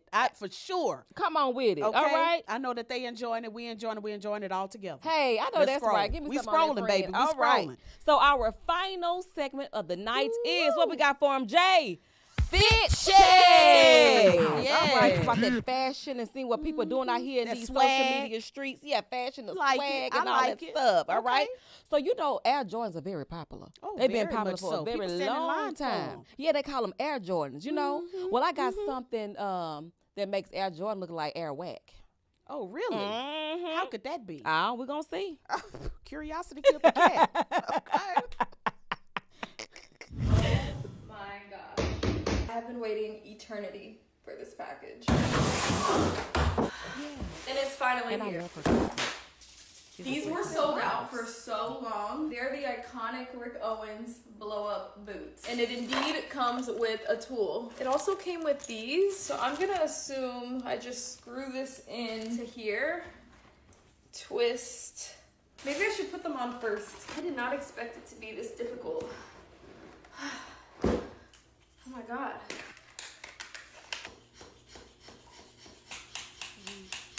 I'm just gonna blow it. Oh, that works. I think they're filled to full capacity. Oh, these are so good. Inflated, deflated.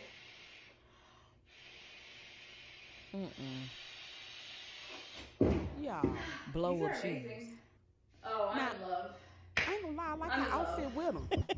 I think her body, her cat suit is pretty good Yeah, with that's 'em. cute. But look, hold on. Anything I need tools for, put my shoes on That's too tools, that much. is too much time, She was too out much of work. breath, girl. I don't even want to go to the club now. And if I see anybody in the club with them on, Right. You gonna look at them side, I like, what you talking about? What you doing? it's taking up too much room. Exactly. That I can imagine the price tag on them suckers. Anything with that with tools. Man, let me tell you, that box was big enough for a stash of cash, okay? Let me tell you. I'm like, if I see a box that big coming to deliver to my door, yes, I'm like, what is man, this? What is this? I didn't know it came in this big of a box. Exactly. But you want to know how much them suckers cost? How much? $5,000. Girl, she tripping. I'm gonna drink on that. $5,000. And you got to do all that work, that pumping, $5,000. And you gonna wear them to Beyonce concert. So how much you paying in total? Man, come on. Ain't now. no way in the world. I ain't doing it. It's a fit fail for me. Yeah. So what about you, Jay? Get out of there. Fit out of there. Yep. No, I'm not that G. I am not that G. But I ain't gonna lie, her outfit was very cute with The her. outfit was cute. She had was that body snatched. suit. She knew what to wear for the Yeah, video. it's like though. a cute little cat suit But situation that's all I going can see on. you wearing with those. That's it, because that was a hot mess. I was like, that's too much work, girl. Then you have to use your mouth at one point. Garbage bags. Exactly. Remind me of the Missy Elliott video. I can't stand around. I'm putting garbage bags on the bottom of my feet. And I'm just blowing them up. I'm just blowing them up in time. And then 5K. Nah, I'm good. Anyway, so look, what you got, talking Jay? about fit checks, let's talk about butt cleavage leggings. Have y'all ever heard of that? Have you heard of that, V? Cleavage leggings. Butt cleavage leggings. Check this out. Wow. It's a post. Oh, it's just post. a picture. Oh, can we blow that up, producer, a little bit? Just a little taste. I want to see it. I want to get the zoom in on the cleavage. Yeah, we can see if it we again. can. Look at that. Look at What that V. in the what? Look at that V. A V. You remember back in the day we used to wear our thongs. You know, we have our little thongs showing. It was cute. It was like sexy. on the side. Yeah, it was cute and Yeah, sexy. it was like and fly. a trend, you know. And But stuff, that's not fly. I don't like it. My ass crack out like that. Literally, you can see the tip of your Can you ass imagine crack. the wind you'd feel? And I don't want to fit. If you pass gas, I guess it escapes come faster. out. Yeah, come right, out, comes it'll come out out like the top. this. Yeah. That's a like fit fail. farting in a tub. Like when the bubble come up your back. Yeah, that's bubble bath. That's what's gonna happen. Yes. That's what's gonna happen. Y'all better not shart on y'allself. Okay, because there's a possibility over. with that. It is over. That's a fit fail. So you my won't be rocking them, gosh. Jen? Fit fail for you? Fit fail fail for me too. Fit fail. And what better not fail is y'all following us on social you better media tell because them. the show You is better over tell with. them. The party never stops on social media. Jen and Vee on TV. Y'all come back. We see y'all next time. All right. Jen and Vee out time.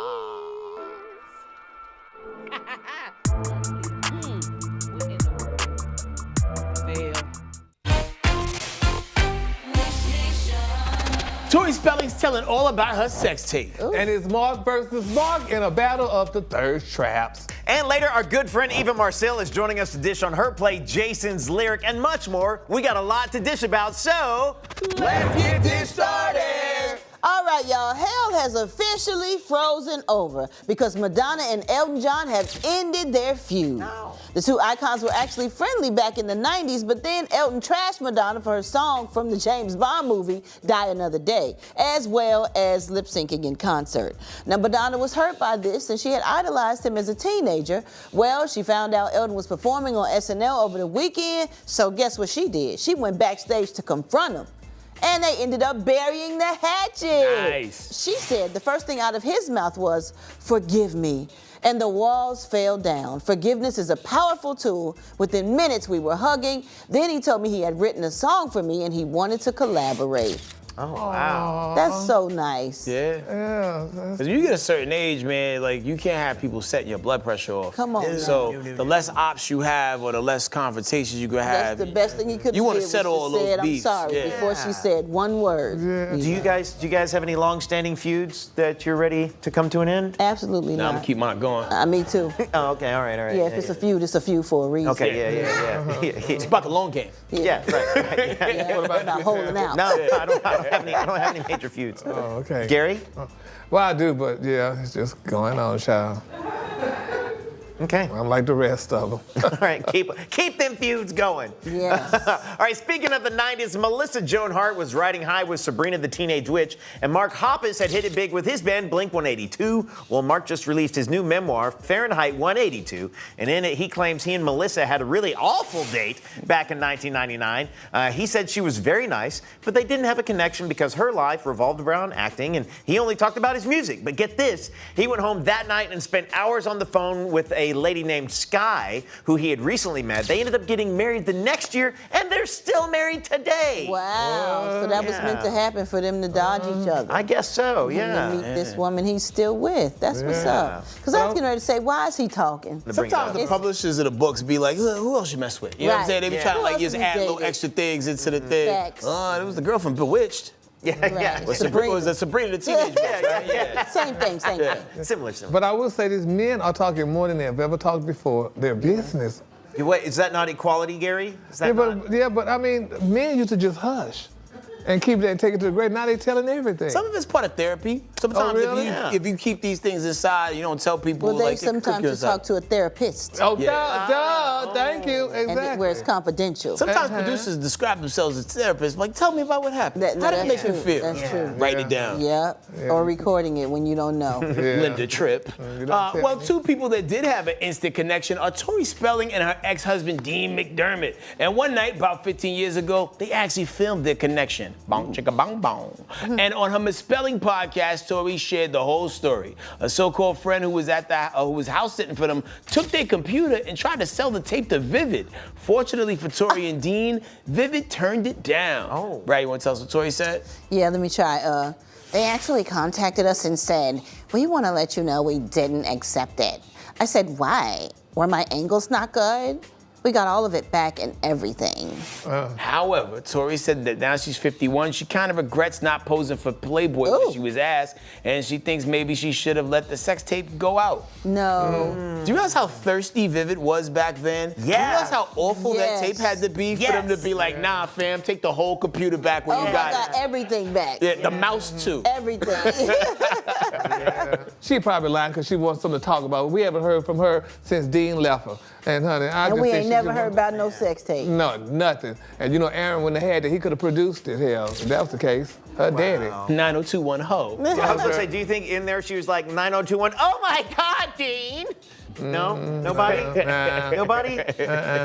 90210 face. All right. Oh, no. All right. We love talking about baby names, but it's a sore subject for former Bachelorette star Caitlin Bristow. She and her ex-fiance Jason Tartrick split up a couple years ago, but he recently did something that pisses her off. On her Off the Vine podcast, Caitlin called Jason mean and pathetic for stealing her dream baby name and giving it to his dog.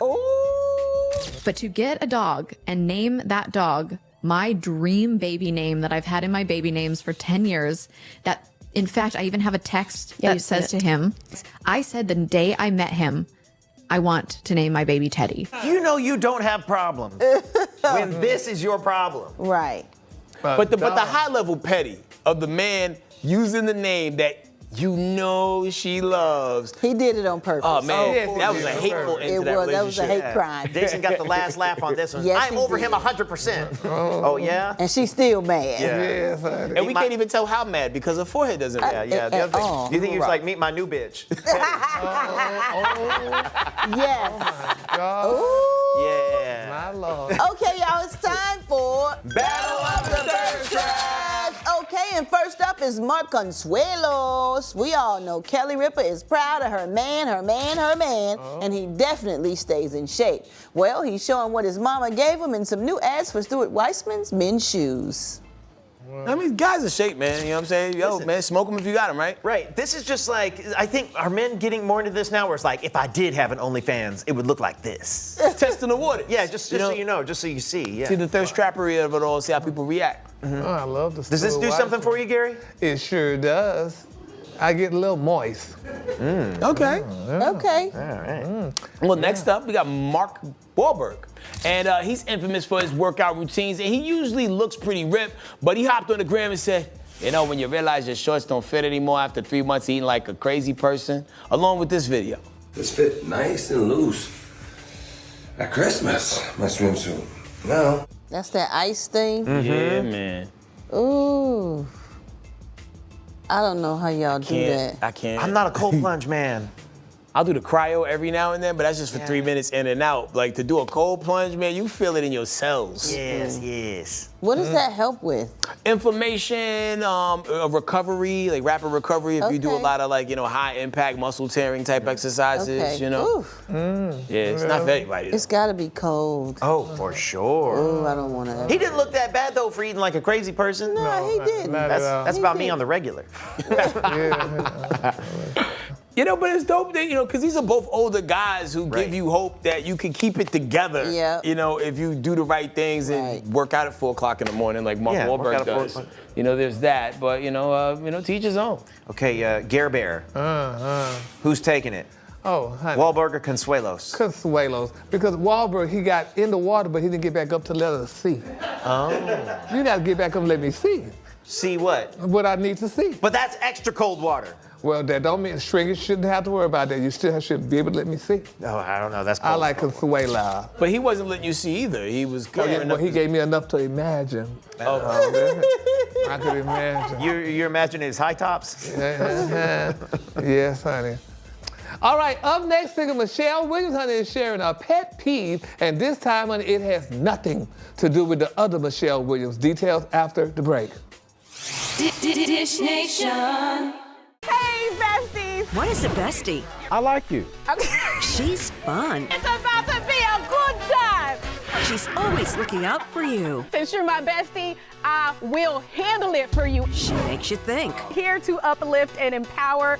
She's always encouraging. You are that girl. Chelsea Edwards, your bestie in daytime. I get the spiritual moments. Chatting with Chelsea. New episodes weekdays at 5:30 or stream anytime on FOX Soul.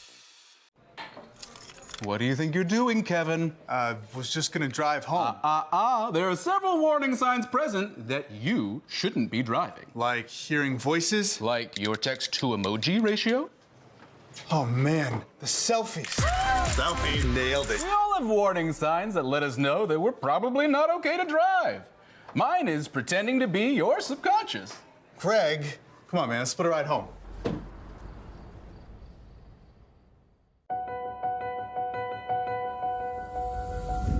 As we work to get through these times together, you may not be thinking about blood donation, but blood is needed to save the lives of people who are sick with a range of illnesses. It's easy and safe to give. If you are in good health, please donate. We need heroes now. Visit redcrossblood.org to schedule an appointment. I was a quarterback at RHOA High School. College first round draft pick. During the football season, I would stop eating. But I didn't know I was depressed.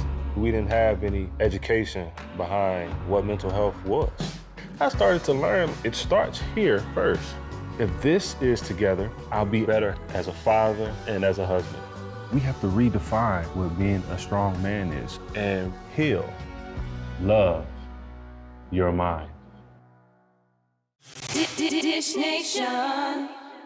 Welcome back. Hey! Now this one is hilarious. So singer Michelle Williams called out a passenger for going barefoot on her first-class flight from Chicago to New York. She took to Instagram and shared this picture with the caption, "I promise you better get your foot from me. Y'all, this is happening now on my flight and I am crying real tears." She continued in the comments, "For those asking, yes, I'm sitting in the first class cabin. A lot of audacity resides in that booking class, obviously. Number seat 3F, the F is for feet." Oh. She then took to her IG Live to detail more of the experience. "The devil is a liar, God is exalted. Never be defeated." Y'all, I was almost defeated. Almost defeated with somebody's feet. Plus, that's the left foot. We're talking about, now I'm getting into it. Now we're talking about the person's reached over and then up a little. Yeah. Oh my goodness. His feet look good though. He got nice manicured feet. They look ashy though. No, they don't look ashy. Can we see your toes, Gary? My feet are good, bitch. Let's make no error, honey. These are good both. No. Oh, okay, yeah. He just got I just want to make sure those weren't your feet. You know what I'm saying? He just got them done. They fresh. So fresh and so clean. But his feet look good. I mean, I would probably play with his feet. Oh, if he was cute. Gary. See, that's what you do, Gary. And that's when you would get beat up. Terrorize him back. Terrorize him back. That's right. Yo, if you said, "This little piggy cried," and you started a low one, they wouldn't even know how to respond to that, yo. All right, it's time for another Battle of the Deals. Powered by Morning Save. So just scan this QR code right here to get them, all right? Kick us off, Brat.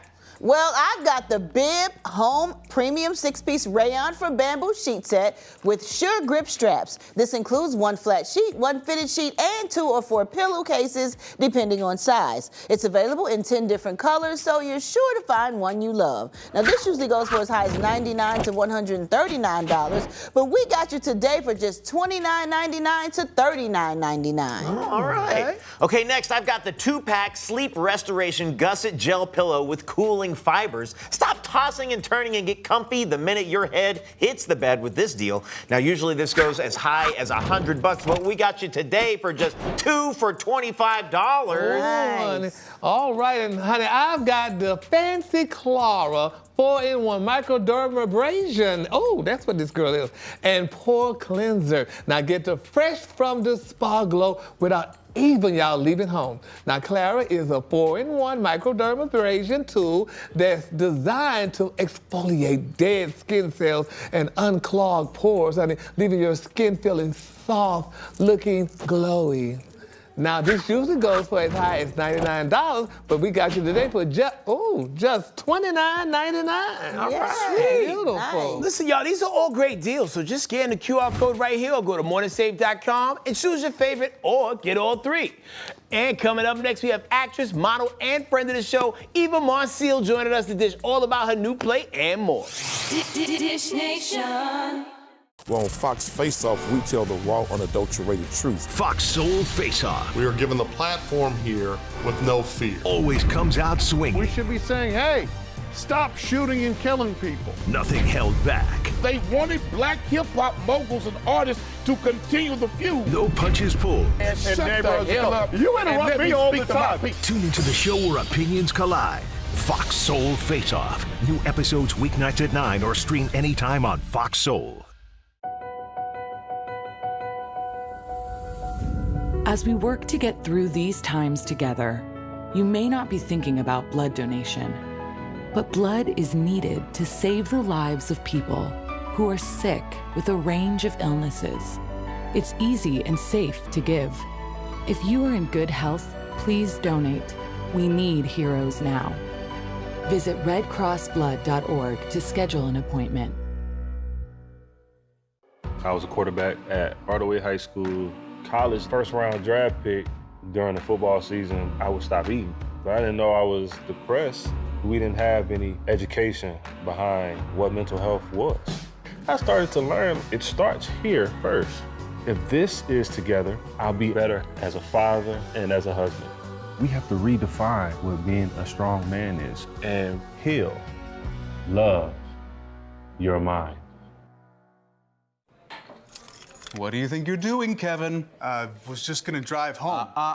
There are several warning signs present that you shouldn't be driving. Like hearing voices? Like your text-to-emoji ratio? Oh man, the selfies. Selfies. Nailed it. We all have warning signs that let us know that we're probably not okay to drive. Mine is pretending to be your subconscious. Craig, come on, man, let's split a ride home. Dish Nation. Welcome back. Hey! Okay, today not only do we have a treat for you, but having this diva here is also a treat for us. Yes. The stage play Jason's Lyric is running in theaters all over the country, and we have its star, our friend and everyone's favorite diva, Eva Marcil, in the house. How you been? I miss you guys. We miss you too. And my gal. Just like yesterday. Gary, I saw you last week. That's why I said it was like yesterday. All right, Eva, so Jason's Lyric is a classic. Will people love the stage play just as much as the movie? And are there any new twists or elements that you can share?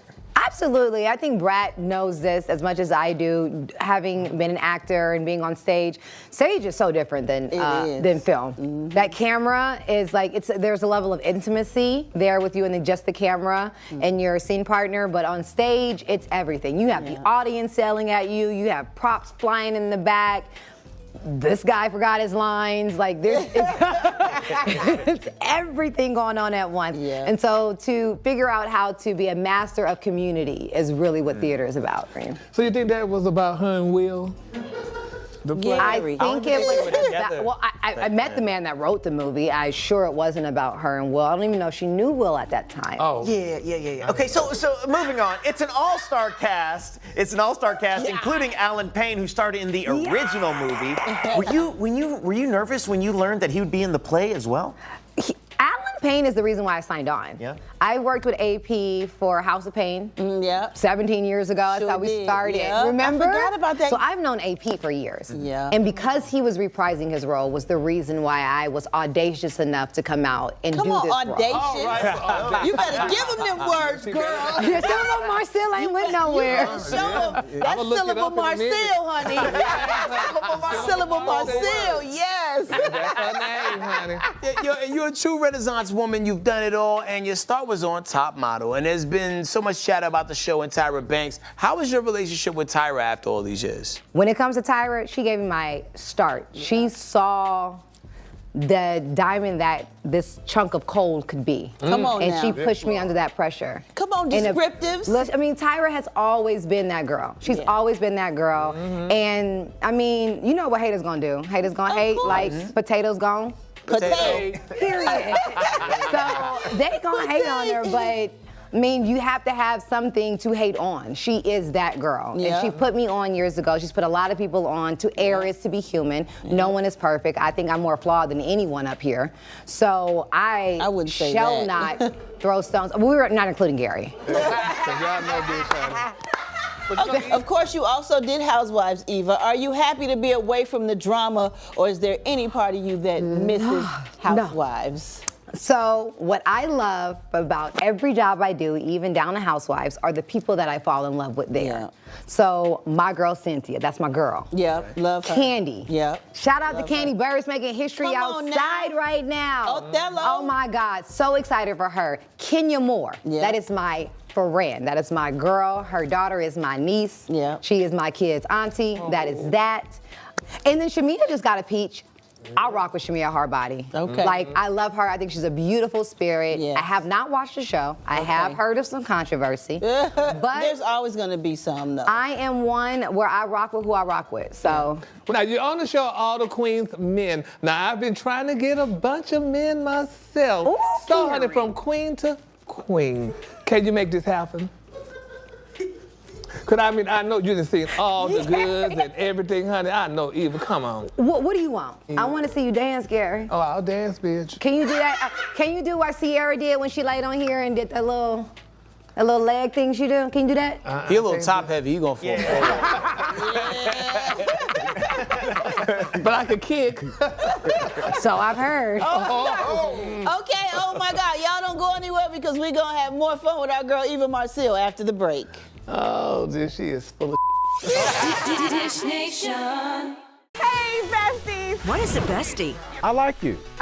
She's fun. It's about to be a good time. She's always looking out for you. Since you're my bestie, I will handle it for you. She makes you think. Here to uplift and empower. She's always encouraging. You are that girl. Chelsea Edwards, your bestie in daytime. Like it's a spiritual moment. Chatting with Chelsea. New episodes weekdays at 5:30 or stream anytime on FOX Soul. I wonder if you know that I want the best for you. But how long will you fight solo? I wonder if you know that we can get help. Not wondering anymore. Love, your mind.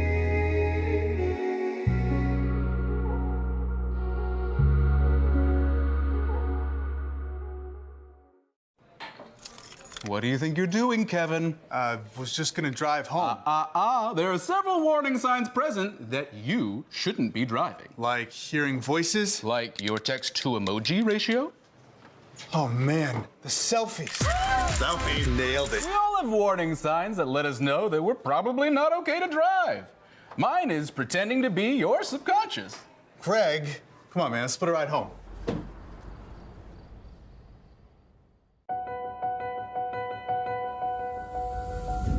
As we work to get through these times together, you may not be thinking about blood donation, but blood is needed to save the lives of people who are sick with a range of illnesses. It's easy and safe to give. If you are in good health, please donate. We need heroes now. Visit redcrossblood.org to schedule an appointment. Dish Nation. Well, all right, honey. Our girl Eva Marcil, honey, is in the building. So we're going to have a little fun. Uh-oh. Yes, Eva, a little fun, child. Now, people might not know this, honey, but Eva was a theater major at Clark University right up the street. So now, honey, we're going to recite a line from a popular play or musical and have you guess where the line is from. Okay. Ready, Eva? Mm-hmm. I'll show you what shoes to wear, how to fix your hair, everything that really counts to be popular. I'll help you be popular. Mean Girls? No, but this is Dorothy? You clutch your heels. Green Lady. Oh, Wicked. There we go. Alphabet. There we go. West Coast alley-oop. I did Wicked. We were gonna get there. We were gonna get there. Just keep swimming. Just keep swimming. All right, Gary, you got one for me? Oh, girl, you got it, boo. Dream Girls. And mine's gonna be how it was done in the movie. Diana Ross. Oh, God. All my life I had to fight. I had to fight my daddy. I had to fight my brothers. But I never thought I have to fight in my own house. You got that, Gary. The couleur prepare. Yeah. The couleur prepare. Yes, all of us delivered. Yes, dear. Yeah. Woman of all seasons. And that's all the time we have with our girl Eva Marcil. Any last words before you go, sis? So excited to be doing Jason's Lyric. Check it out. It's a once-in-a-lifetime opportunity for our first spin. We are only in town for a night or two, whatever city I am in near you. Ticketmaster.com. It's going down. And all our lives, we have to fight for your attention. So thank you so much for joining us. And be sure you check out Jason's Lyric if you're in the Atlanta area this weekend and in a city near you soon, all right? Bye. Bye.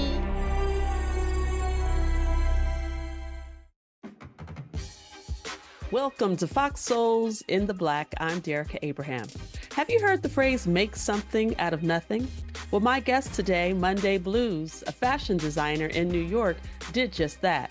In fact, this video of her went viral. Take a look. Monday, I had to stop you. This is like burlap, and you said you created this? Yes, I created this, and a little backstory is I actually created this while homeless on a train in Chicago. So What? I made this by hand. So this is fully upcycled bags of coffee beans? Yes. Do you make and sell these? Yes, I do. Just incredible. Designing fashion became a way for Monday to release the pain she's endured from poverty. In doing so, every garment she creates has a story to tell.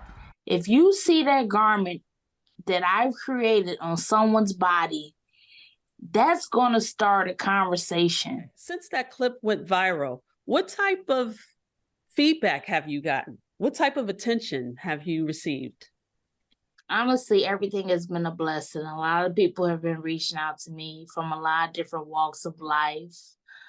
I've also got a lot of feedback from people who want to actually purchase items from me, which is very, very important for me and very much needed. Because again, on my situation, being an unhoused fashion designer, I think it's extremely important for me to be the spokesperson for people that are unhoused. Because usually when you think of a homeless person, there's this stigma that, oh, I have to be dirty, I have to be, unclean, I have to be hanging outside with a sign, I have to have holes in my clothes. At the end of the day, homeless does mean, though, that I do not have a permanent address. If I would show what I'm going through right now, I would not be as far as I am in life. Monday began designing in 2015, and 5 years later, her signature collection was launched. So in 2020, and that's when I started the burlap, which is what I call coffee couture. I would take it around certain people, certain stores, and show people, and they will let me know, wow, this is incredible, this is amazing, I haven't seen this before. A lot of things that I do, I always let the public speak for it, because the public is going to tell you whether it's hot or not. So, where did the idea coffee couture come from? Well, initially, while I was homeless on the train in Chicago, sleeping on the trains, sleeping out of my storage, I was walking down Magnificent Mile, and it has a roastery, a Starbucks roastery, which was recently built there. And apparently, I think it's the biggest Starbucks roastery in the world. But anyway, I was passing by, very downtrodden, sad, crying as I was walking. I never forget that day. And I looked over, and in a window of the roastery, I saw some coffee bags with images on it. Automatically, as soon as I saw those bags, I saw the images of clothing in my head, because that's how my brain works. Again, being familiar with poverty, being familiar with making something out of nothing, being familiar with being original and creative and making the most of out of what you do have, I'm used to that. Even now today, I'm in my late 20s now, but over half of my life, I've been homeless or in shelters. You mentioned in one of your posts that being an artist saved your life. Literally. And what I mean by that is, if I wasn't creating, if I wasn't doing what I've done and what I'm currently doing with clothing, I feel as though I will be totally on the other end of the spectrum. I feel like I would be just completely in a different realm. You were featured in Vogue. Tell me about that. I've been featured there a few times. They've had me in their best of section as well a few times with one of my favorite photographers that I've worked with for years. His name is Ryan. His Instagram is KVNTY. And he's a very, very dope photographer in Chicago. And we've got published so many, hundreds of times in different magazines all around the world. If you'd like more information on Monday's fashions, you can follow her on Instagram at PANACHE._. Thanks for watching Fox Soul. I'm Derica Abraham.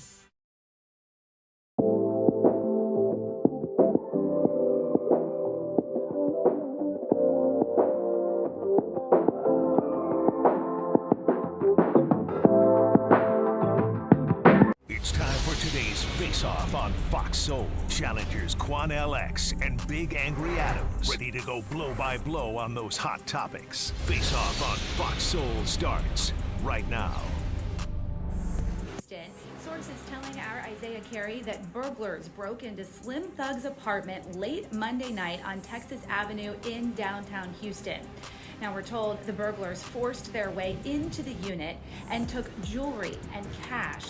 It's unclear, though, how much was stolen. Houston police say security found a door that was forced open, but we don't know who made the initial call to police. No one was inside the unit at the time of the break-in. Now, in March, Fox 26 spoke with Slim Thug and Propane on the Nightcap about their new movie starring several legends. It's a drama. I was going to ask, is this action? Is it a comedy? Is it a drama? It's a dramedy. It's called Double Cup. In this round, here's Quanell X. One of Houston's legends, Houston's own Slim Thug, it's being reported through media outlets, including our own and law enforcement, that his home was burglarized, his apartment, in a high-rise building. I find it very suspicious and strange that in a day and age when high-rise buildings have cameras everywhere, that some assailants were allowed to get inside the building, get to his floor, force his door open, and yet they're not on camera. I will say this, maybe they are, but how they ever get past concierge security and security itself?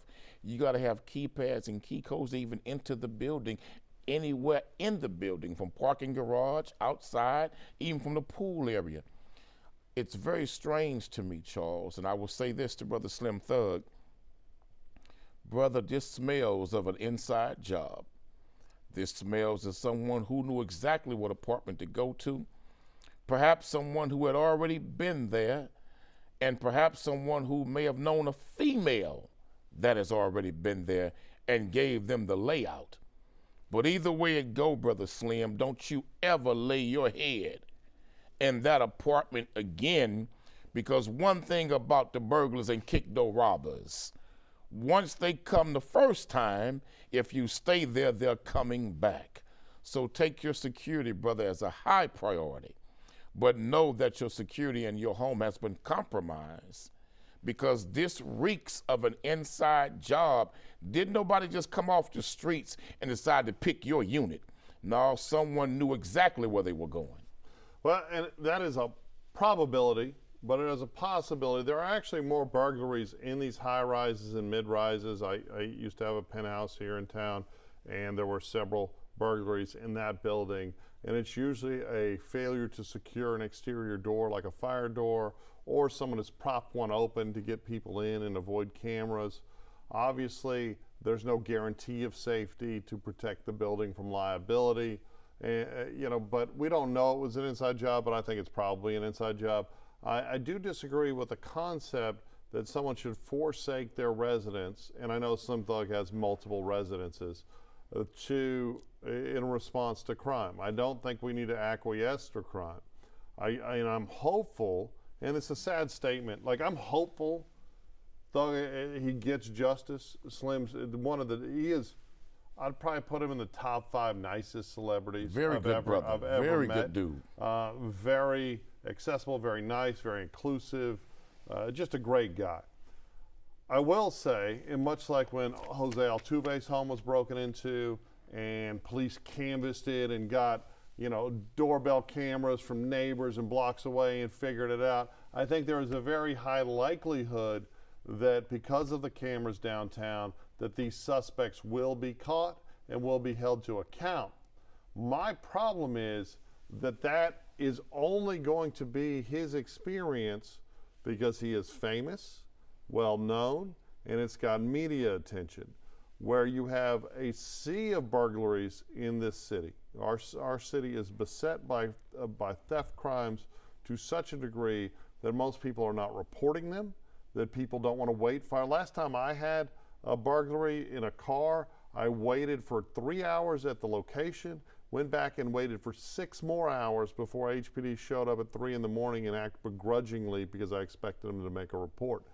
We should not have to deal with this, but if we are dealing with it, everyone should get the same amount of police energy and the same amount of effort, and we have to do more to stop victim crime in this city and almost every major city in the United States. You and I know and the rest of Houston know.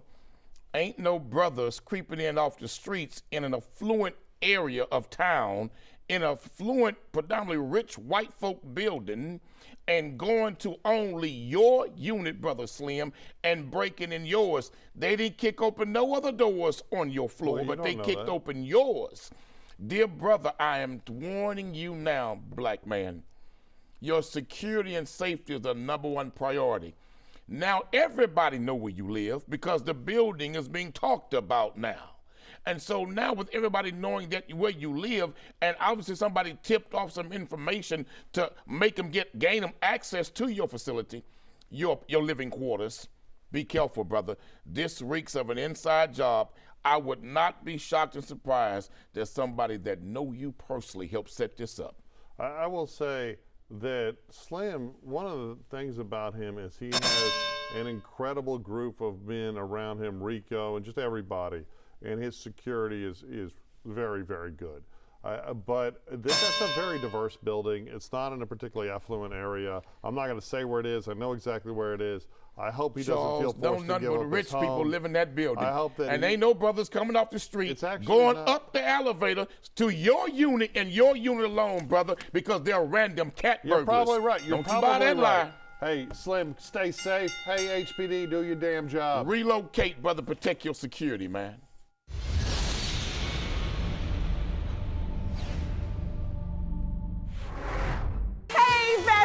What is a bestie? I like you. She's fun. It's about to be a good time. She's always looking out for you. Since you're my bestie, I will handle it for you. She makes you think. Here to uplift and empower. She's always encouraging. You are that girl. Chelsea Edwards, your bestie in daytime. I get the spiritual moments. Chatting with Chelsea. New episodes weekdays at 5:30 or stream anytime on FOX Soul. What do you think you're doing, Kevin? Was just gonna drive home. There are several warning signs present that you shouldn't be driving. Like hearing voices? Like your text-to-emoji ratio? Oh man, the selfies. Selfie, nailed it. We all have warning signs that let us know that we're probably not okay to drive. Mine is pretending to be your subconscious. Craig, come on, man, let's split a ride home.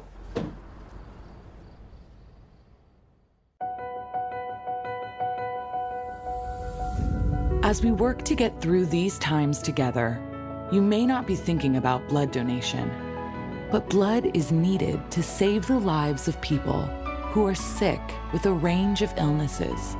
It's easy and safe to give. If you are in good health, please donate. We need heroes now. Visit redcrossblood.org to schedule an appointment. I was a quarterback at RHOA High School. College first-round draft pick. During the football season, I would stop eating. But I didn't know I was depressed. We didn't have any education behind what mental health was. I started to learn it starts here first. If this is together, I'll be better as a father and as a husband. We have to redefine what being a strong man is and heal, love your mind.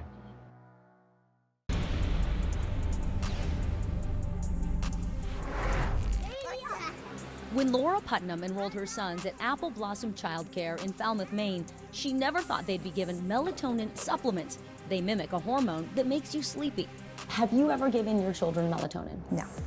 Have you ever given anyone else permission to give melatonin to your children? No. But last August, Putnam says she learned from a former daycare employee that he and others had been giving children, including her older son, then 4 years old, melatonin gummies. The employee showed her these texts he exchanged with the daycare owner. So she asked her son. He said, "Oh, it makes the babies go," and then he made a snoring sound. He told me he got them when he was younger and they made him very sleepy. I asked if his younger brother got them and he looked at me and said, yes. In Maine, it's not illegal to give melatonin to kids, but daycares need written parent permission to do it. Maine's Department of Health and Human Services launched an investigation looking into abuse, neglect, and licensing violations.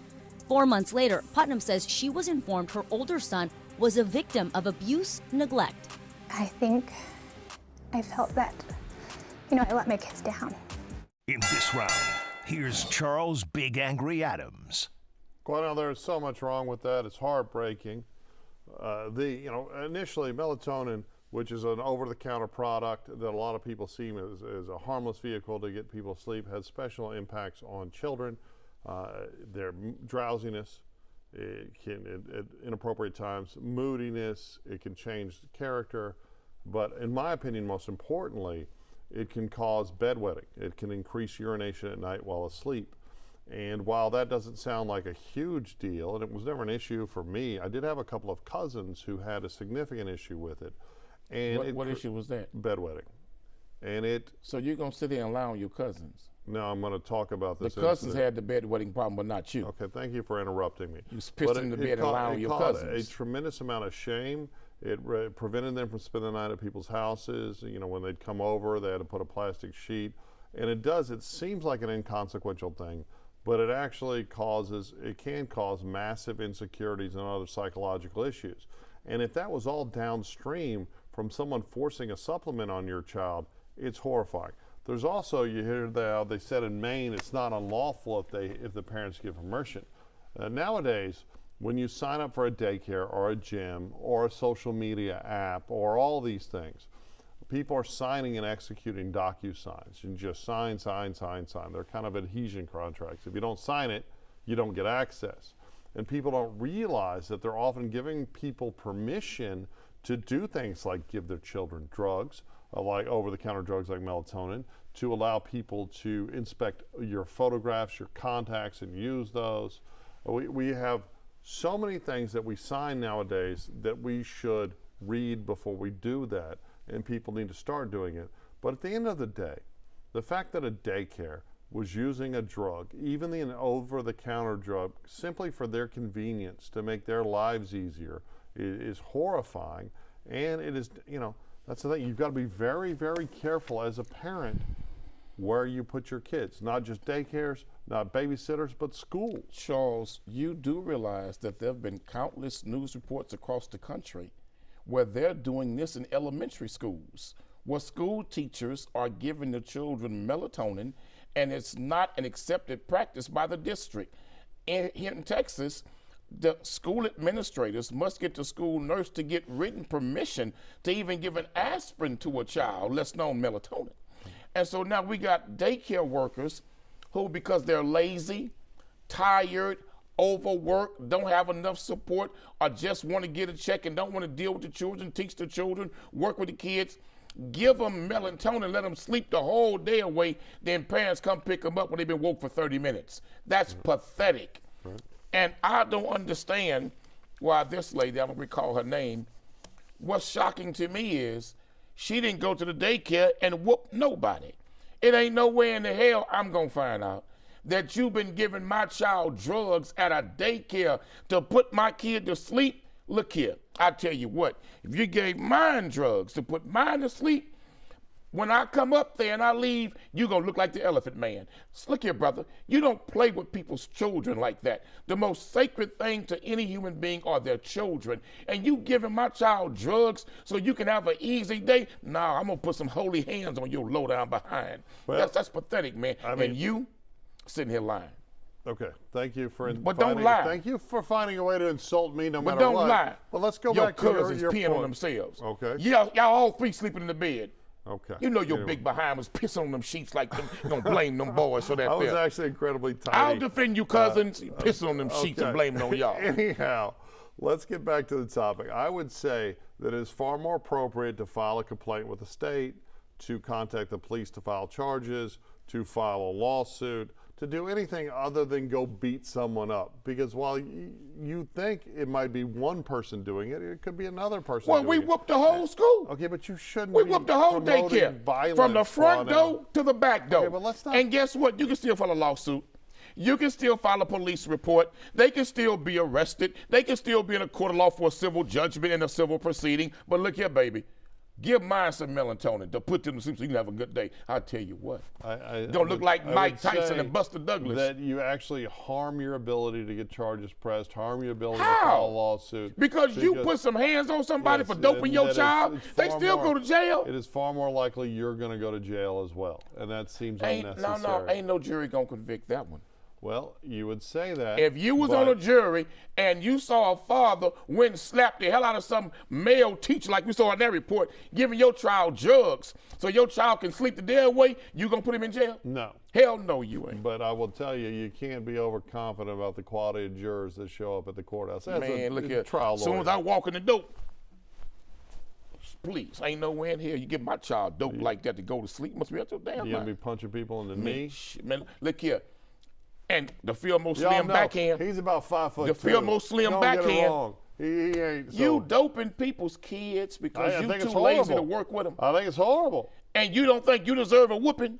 That's a righteous behind whooping that you earned giving somebody's kids some drugs to put them to sleep. Absolutely right. The same way your cousin should have put their hands on you for lying on them. Well, lying on them. But I could say the names of the bedwetters, but I'm not trying to embarrass them. Your big old behind was afraid of the dog. Was it that you were a bedwetter? No, Is that what it was? There a monster under the bed? My little brother used to pee on me. Though. Oh, now you're talking about your little brother. Now you're talking family. Not first, second cousins. And then get family. up and take off all his clothes and pretend like it wasn't him. So you was butt naked and peeing in bed. No, I didn't do all that. Butt naked peeing in bed. I was dry as a desert.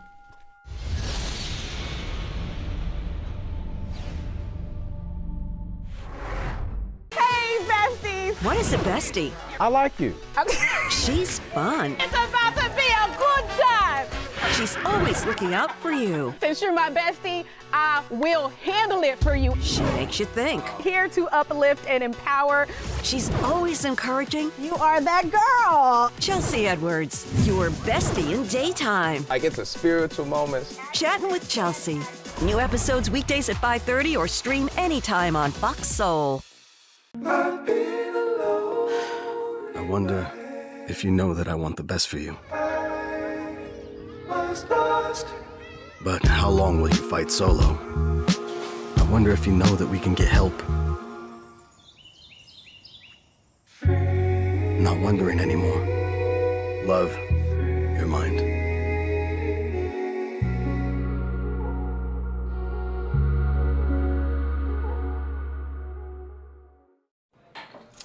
What do you think you're doing, Kevin? Was just gonna drive home. There are several warning signs present that you shouldn't be driving. Like hearing voices? Like your text-to-emoji ratio?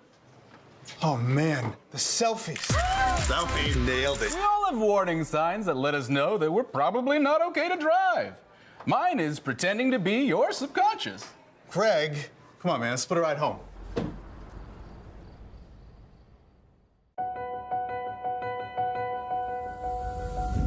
As we work to get through these times together, you may not be thinking about blood donation, but blood is needed to save the lives of people who are sick with a range of illnesses. It's easy and safe to give. If you are in good health, please donate. We need heroes now. Visit redcrossblood.org to schedule an appointment.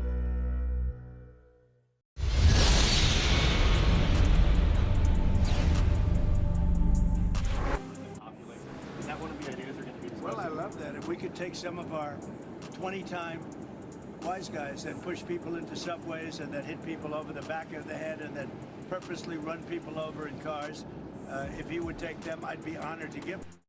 In this round, here's Quanell X.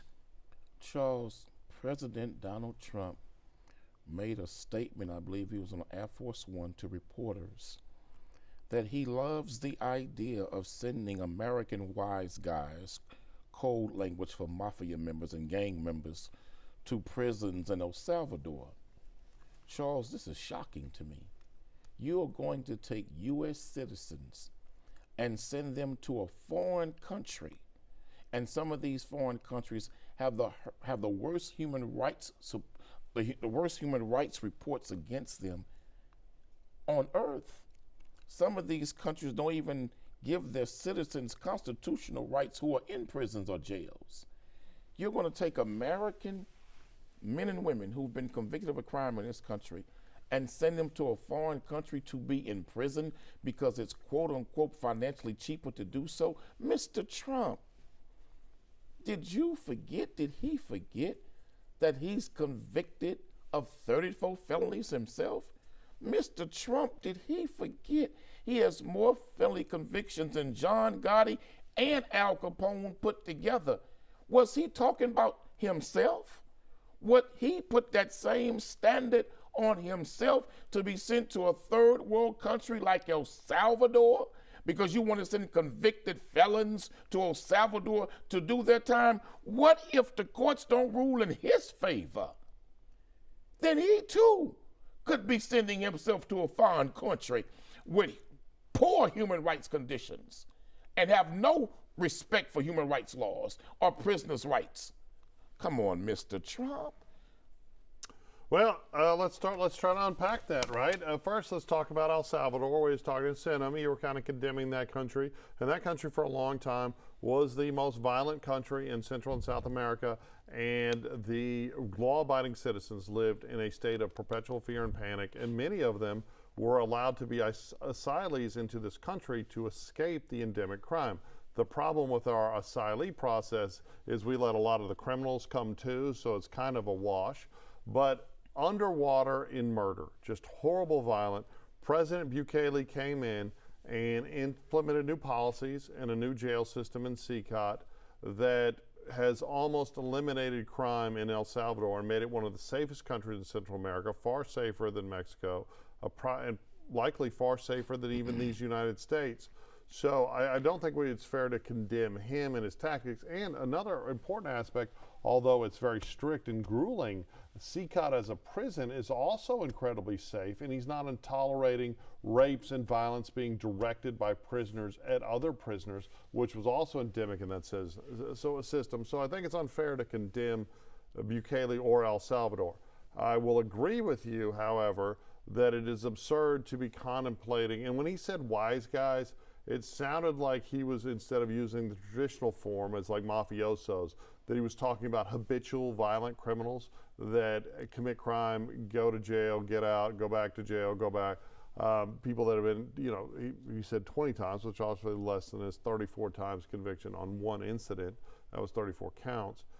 So I don't think he was talking about himself or other white-collar alleged criminals. Well, he should have been. Well, no, he really should, because first of all, there is no honest lawyer who looks at the prosecution of him by Alvin Bragg's office in New York who says that that was a just prosecution. That was a made-up crime, a misdemeanor. Every convicted felon that's in prison claims he's innocent. No, but I'm talking from a lawyer. Wicked prosecution. Yeah, okay, here's the difference. I didn't support Trump. You did. I never supported Donald Trump. That's a lie. Y'all watch what this show. I was against was a criminal justice system being weaponized to go after politicians. Okay. And what I said, if you beat the man, beat him at the ballot box, not in the courtroom. Okay. That don't make me a now supporter of him.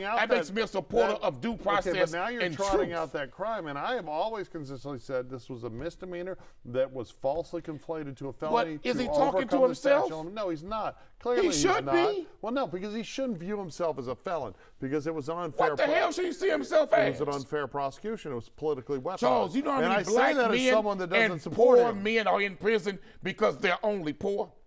No, I don't disagree. You know how many men on death row, but they're only there because they're poor?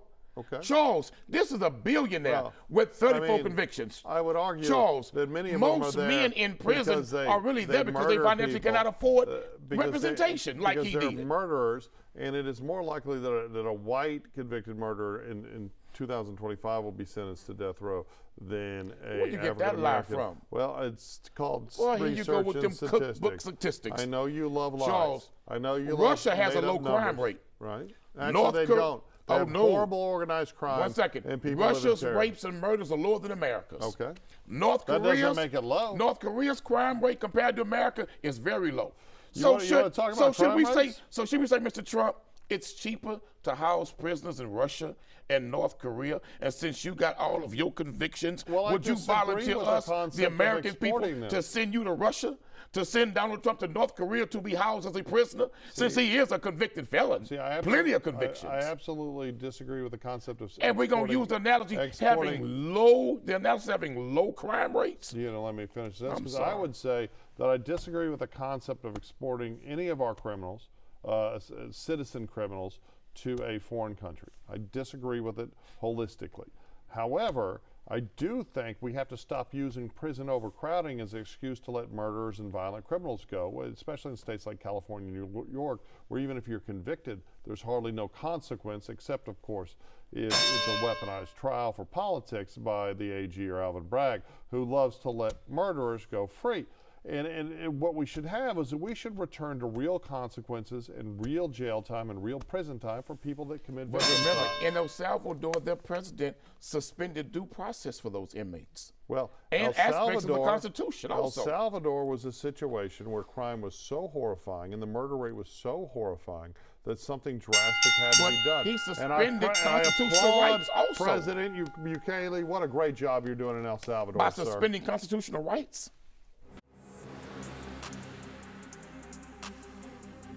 That's it for the Face-Off on Fox Soul. We'll catch you next time.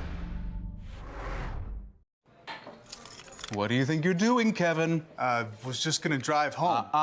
There are several warning signs present that you shouldn't be driving. Like hearing voices? Like your text-to-emoji ratio? Oh man, the selfies. Selfie nailed it. We all have warning signs that let us know that we're probably not okay to drive. Mine is pretending to be your subconscious. Craig, come on man, let's put a ride home.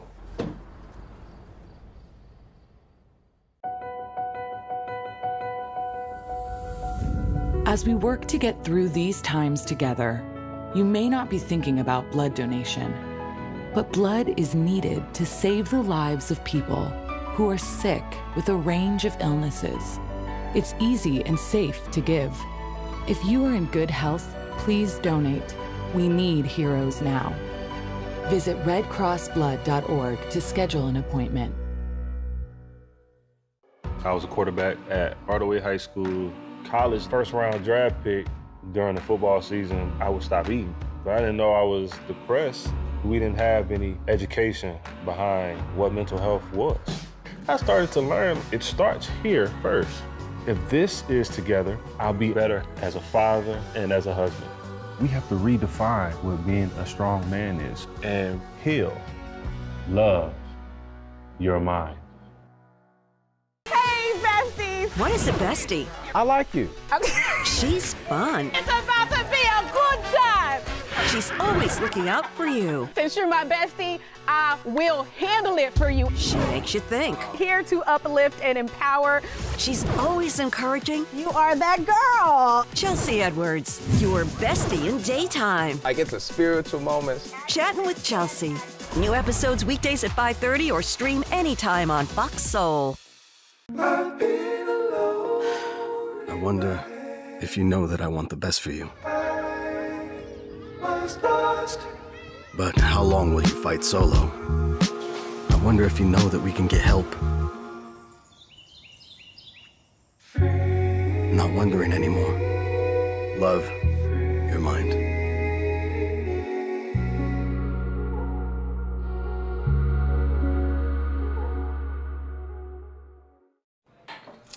What do you think you're doing, Kevin?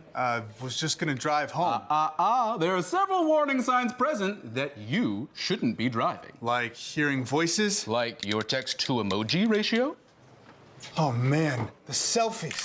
Selfie nailed it. We all have warning signs that let us know that we're probably not okay to drive.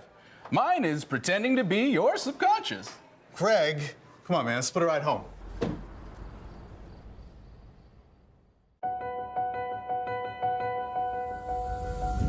As we work to get through these times together, you may not be thinking about blood donation, but blood is needed to save the lives of people who are sick with a range of illnesses.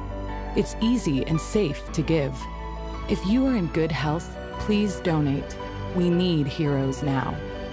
Visit redcrossblood.org to schedule an appointment. Well, on Fox Face-Off, we tell the raw, unadulterated truth. Fox Soul Face-Off. We are given the platform here with no fear. Always comes out swinging. We should be saying, hey, stop shooting and killing people. Nothing held back. They wanted black hip-hop moguls and artists to continue the feud. No punches pulled. And shut the hell up. You interrupt me all the time. Tune into the show where opinions collide. Fox Soul Face-Off. New episodes weeknights at 9 or stream anytime on Fox Soul. It's time for today's face-off on Fox Soul. Challengers Quan LX and Big Angry Adams ready to go blow by blow on those hot topics. Face-off on Fox Soul starts right now. Remember, it's been ugly six times in the last 40 years. I mean, big bear markets. And every time you had to either buy pretty much very quickly if you wanted to get a good price, except for in 2007, 2009, where it took 6 years to get back. So we're just trying to figure out exactly which of those two baskets we have. And I'd say it's more the former. I'm not going to panic. I'm not going to say, get out now. I think that you got to stay the course here. Yeah, and you were writing to your Investing Club newsletters, and I'm gonna read Jim Cramer to Jim Cramer. You said you think it's reasonable we could see an 18 multiple on $220 in earnings, which takes us down to about 4,000, but there is a worst case possible scenario even on top of that. What are some of the various possible scenarios, Jim, that you see? Sure. Well, I think the biggest problem we have is that if you wanted to try to bottom fish tomorrow, and I don't advise that, you have to worry that Europe is going to come after us. And I figure Europe comes after us between 3 and 7 days later. That would be the moment where I think if you wanted to do some buying, it would be fine. Look, if you need the money in the next year, you do want to do some selling. If you're margined, geez, I mean, I don't even know if you should bother, because I'm going to send you an invitation to your funeral. But I do believe that what's going to happen is we'll settle in. Look, the president wants these tariffs. This is not a negotiation. A lot of this is by This round, here's Charles Big Angry Adams.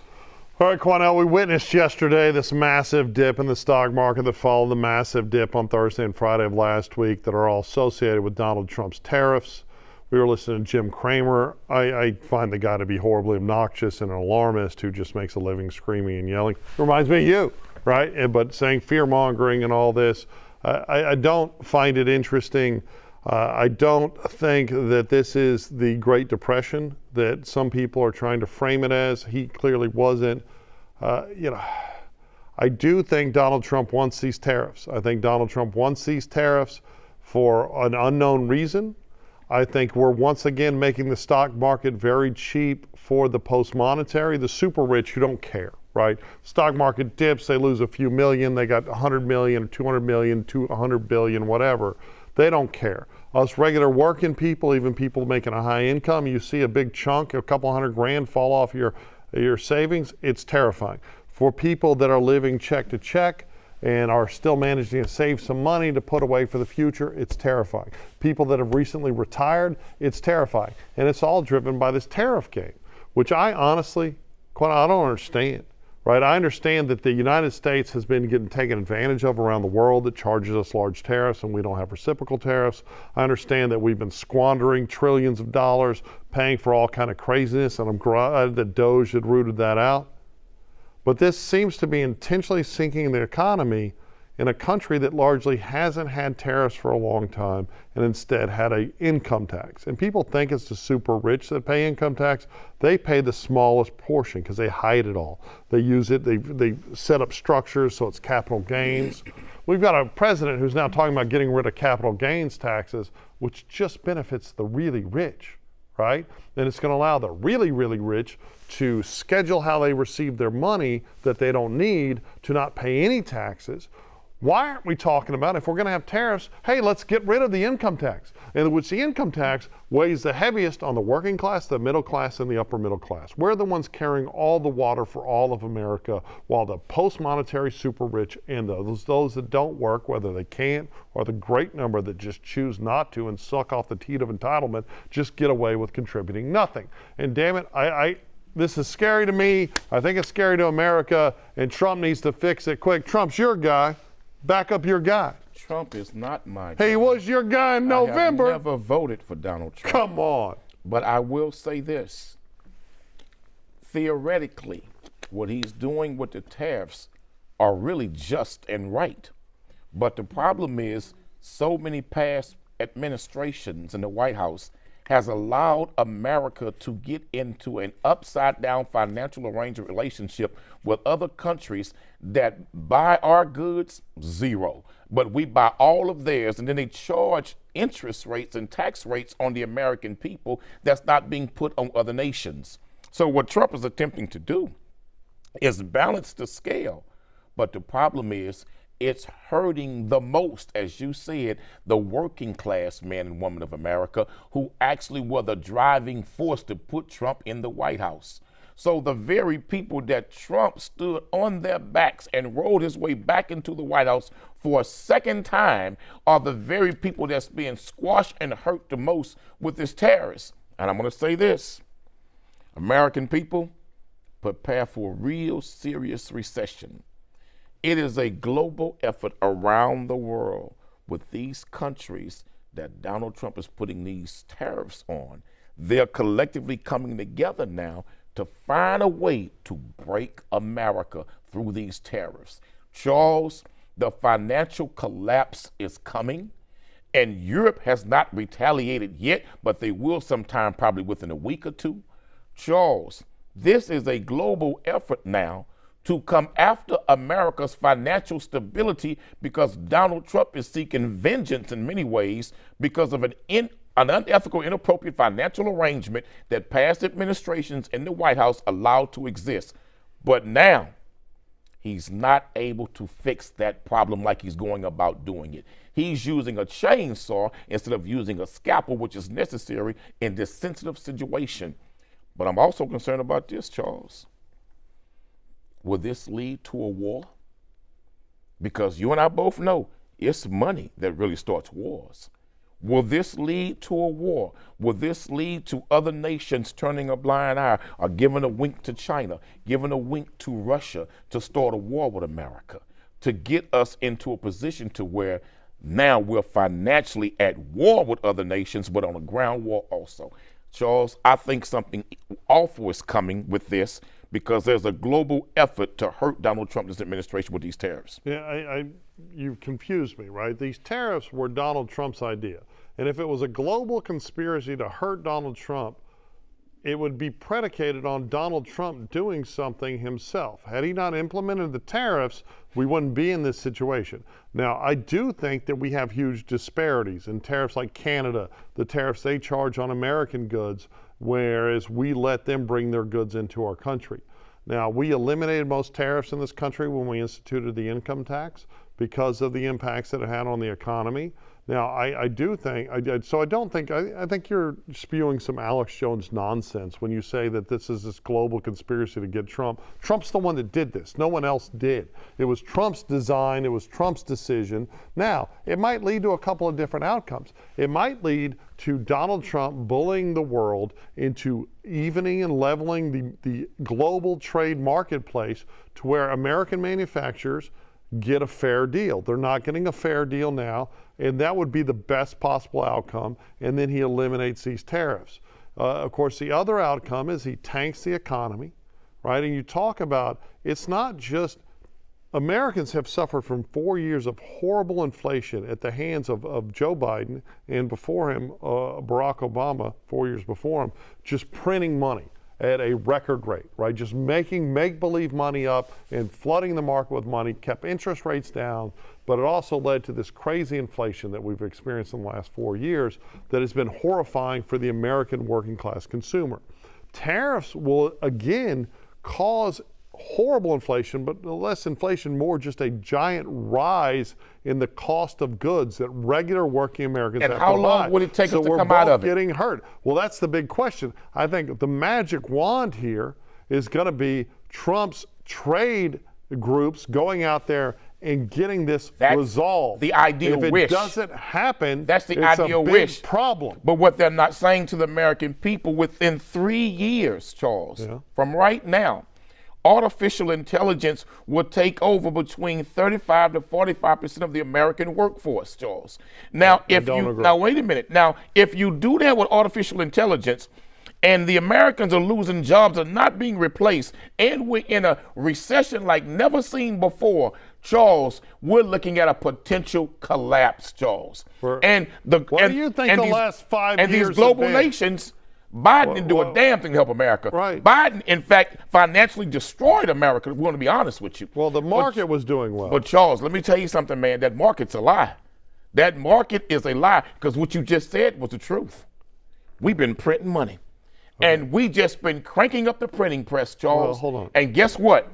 These tariffs is going to expose that America has just been printing money and American currency is no longer backed by gold or silver. That is nothing more than a promise. And that's why the world is going to try to financially collapse our markets. I would argue that the promise of America is why so many people struggle to get here. There's still a great promise here. I love this country. It's the best nation in the world, despite its problems. But right now, we have this huge, huge deficit, right? We are in a tremendous amount of debt, and I applaud Trump for trying to address it by cutting all the waste and all the grift and all the people just sucking at the teat of the American taxpayer. But you talk about the working class largely is check to check. They're not investing in the market. But when the market booms, it allows those that do the money to create more jobs and create more opportunity. So under Biden, we did see a growth in opportunity, especially after the COVID years. But also, he kept spending money, growing entitlement. You know, the question though is, what is Trump trying to do? If Trump is doing these tariffs just to help facilitate knocking out capital gains tax, he's only playing this game for the super rich. But he's lying, Charles. I'm saying it's a bad thing. But he's lying about manufacturing jobs. Okay. Manufacturing jobs will never come back to America like it once was because artificial intelligence is going to take over that market. So he's talking about he's doing this so now they can start bringing more manufacturing jobs back to America when Trump knows that artificial intelligence is going to take those jobs. I hope that we have someone that cares. I don't believe that AI is going to take those jobs. Oh, it's coming, Charles. And I think that America should, in fact, worry about the working class. I don't think Biden did. I don't think Obama did. Artificial intelligence is replacing the working class like never before in world history. So the working class are not going to have more jobs produced 4, 5, 10 years from now. Those jobs will be lost. So who is Trump helping? Who is he helping? So we should have tariffs or we shouldn't? You're confusing me. I believe Are you pro-tariff or anti-tariff? I'm pro do it a different way. Well, because he knows that you cannot bring manufacturing jobs back to America when artificial intelligence is exploding around the world. So what do you Charles, want? even other nations are getting rid of their workforce and going to artificial intelligence. China and India, Pakistan are moving toward nothing but artificial intelligence. That's not true. Charles, the American markets and American worker cannot compete with that. The jobs are not coming back. First of all, I disagree with that statement. All those statements completely. The jobs not coming back, Charles. What's the solution? We have people starving. Here's the real solution. Not have people working. We need to find a way to be honest with the American people about artificial intelligence and what the American people must do. Because if the American people think that tariffs that Trump is putting on the world is going to bring back manufacturing jobs, it is not. The automotive industry will never get those jobs back like they once were in Detroit, Michigan. America, that's don't over. Listen to this nonsense. Learn a trade, get a craft, get out there, do work, make money, ignore all trade that will no longer be viable when artificial intelligence is moving the way that it is. Well, on Fox Faceoff, we tell the raw, unadulterated truth. Fox Soul Faceoff. We are given the platform here with no fear. Always comes out swinging. We should be saying, hey, stop shooting and killing people. Nothing held back. They wanted black hip-hop moguls and artists to continue the feud. No punches pulled. Shut the hell up. You interrupt me all the time. Tune into the show where opinions collide. Fox Soul Face-Off. New episodes weeknights at 9 or stream anytime on Fox Soul. As we work to get through these times together, you may not be thinking about blood donation, but blood is needed to save the lives of people who are sick with a range of illnesses. It's easy and safe to give. If you are in good health, please donate. We need heroes now. Visit redcrossblood.org to schedule an appointment. I was a quarterback at RHOA High School. College first round draft pick. During the football season, I would stop eating. But I didn't know I was depressed. We didn't have any education behind what mental health was. I started to learn it starts here first. If this is together, I'll be better as a father and as a husband. We have to redefine what being a strong man is and heal, love your mind. What do you think you're doing, Kevin? Was just gonna drive home. There are several warning signs present that you shouldn't be driving. Like hearing voices? Like your text-to-emoji ratio? Oh man, the selfies. Selfie nailed it. We all have warning signs that let us know that we're probably not okay to drive. Mine is pretending to be your subconscious. Greg, come on man, let's put a ride home.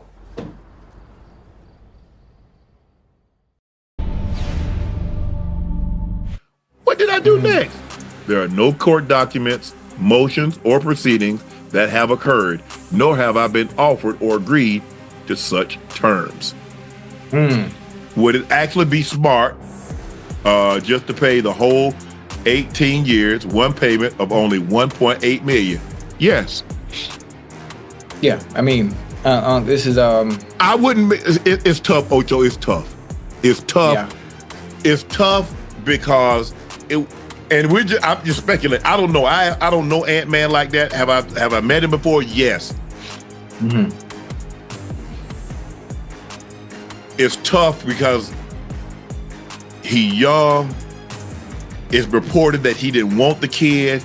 Now he forced to, want to be with the kid. So I just think the thing is, I would say this: take some time, cool down.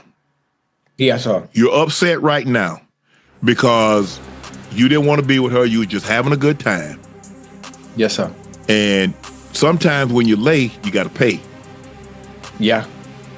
And that's the only advice I would give him. I say, son, that child didn't ask to come. Mm-hmm. It didn't. In this round, here's Quanell X. Well, we watched Club Shay Shay, our big brother, Uncle Shannon Sharp, talking with Ocho Cinco, speaking about the dilemma, the drama that's playing out in the public sphere, dealing with Anthony Edwards, prominent NBA ball player, who is now being sought after for child support by a quote-unquote now baby mama, whom he did not want to have a child with. He's publicly made that clear in some circles that this was no relationship. They were not in a real dating relationship. This was just something of a hookup. And I watched a video, Charles, of the mother of this child. She got on TikTok, Instagram, and she talked about getting pregnant from Anthony Edwards and talked about the prominent other men she's had babies for already, and spoke about women who are not smart, who are having babies from broke men. And she was literally making mockery of women who are not having babies from financially successful men. She put this out on video. Well, Shannon said he really have no real advice for brother Anthony Edwards. I got something for you, young fella. Let me tell you what you do, young fella. You know straight up, let's just keep this raw and real.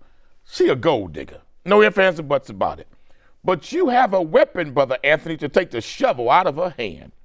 Instead of you making a one-time child support payment, why don't you file for sole custody of the child and take her to court and fight for sole custody of the child? Anthony, pay attention. And then you can amend your petition to fight for 50-50 custody of the child.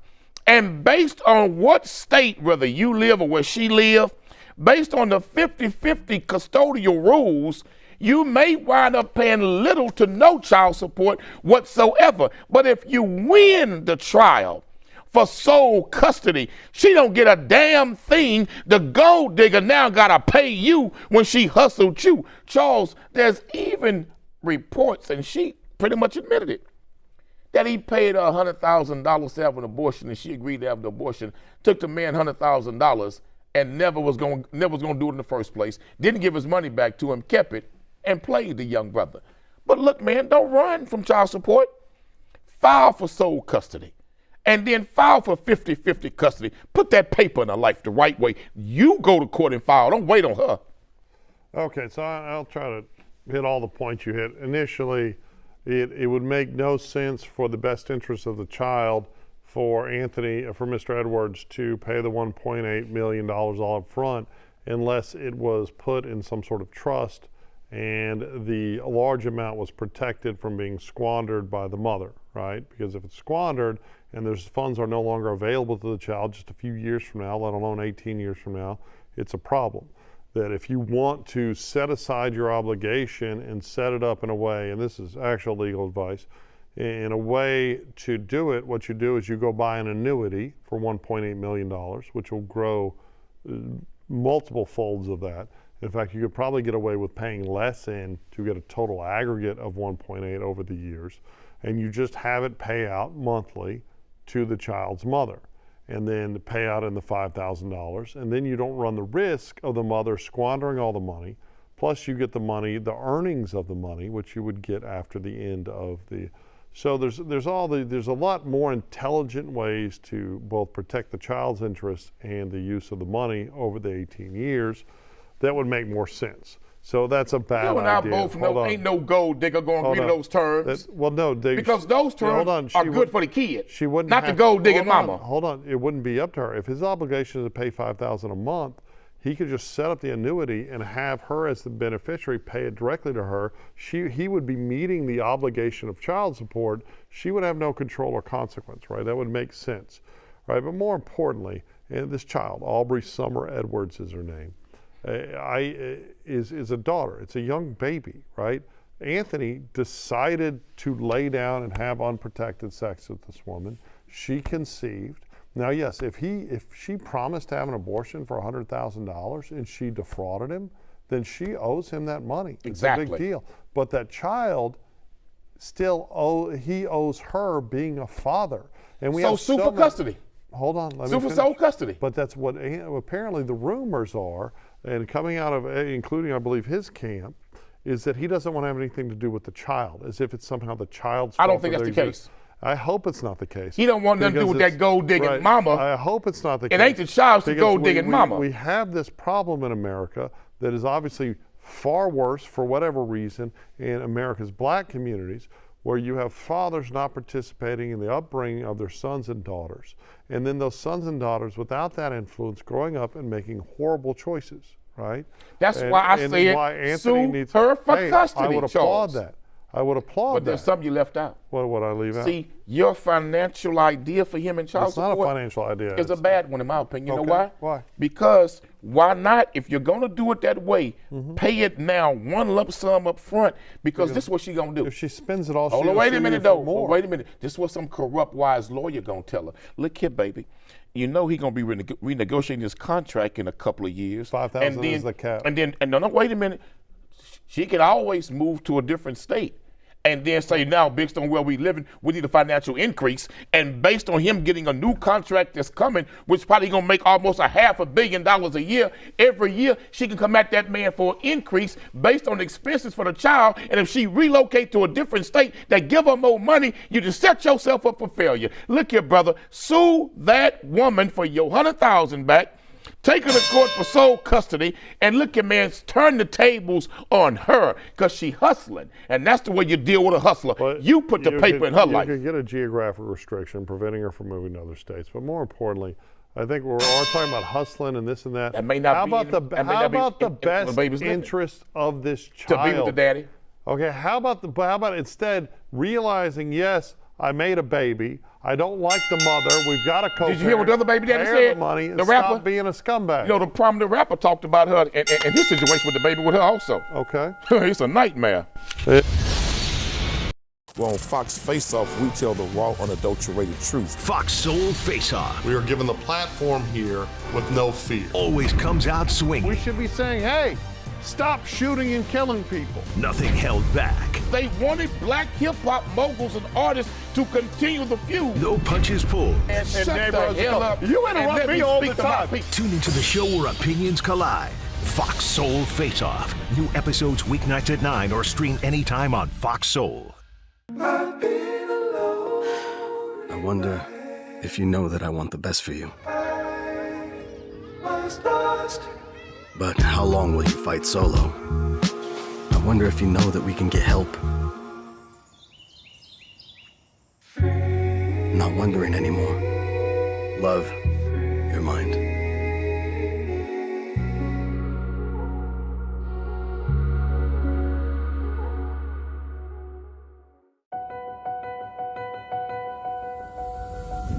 As we work to get through these times together, you may not be thinking about blood donation, but blood is needed to save the lives of people who are sick with a range of illnesses. It's easy and safe to give. If you are in good health, please donate. We need heroes now. Visit redcrossblood.org to schedule an appointment. What do you think you're doing, Kevin? Was just gonna drive home. There are several warning signs present that you shouldn't be driving. Like hearing voices? Like your text-to-emoji ratio? Oh man, the selfies. Selfie nailed it. We all have warning signs that let us know that we're probably not okay to drive. Mine is pretending to be your subconscious. Greg, come on man, let's split a ride home.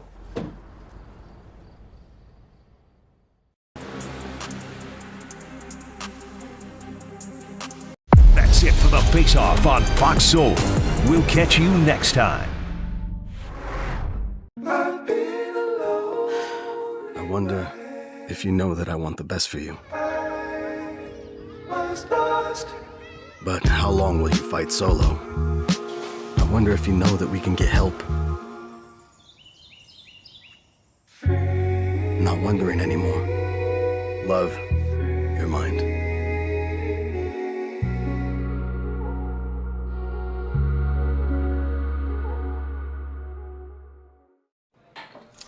What do you think you're doing, Kevin? Was just gonna drive home. There are several warning signs present that you shouldn't be driving. Like hearing voices? Like your text-to-emoji ratio? Oh man, the selfies. Selfie nailed it. We all have warning signs that let us know that we're probably not okay to drive. Mine is pretending to be your subconscious. Greg, come on man, let's split a ride home.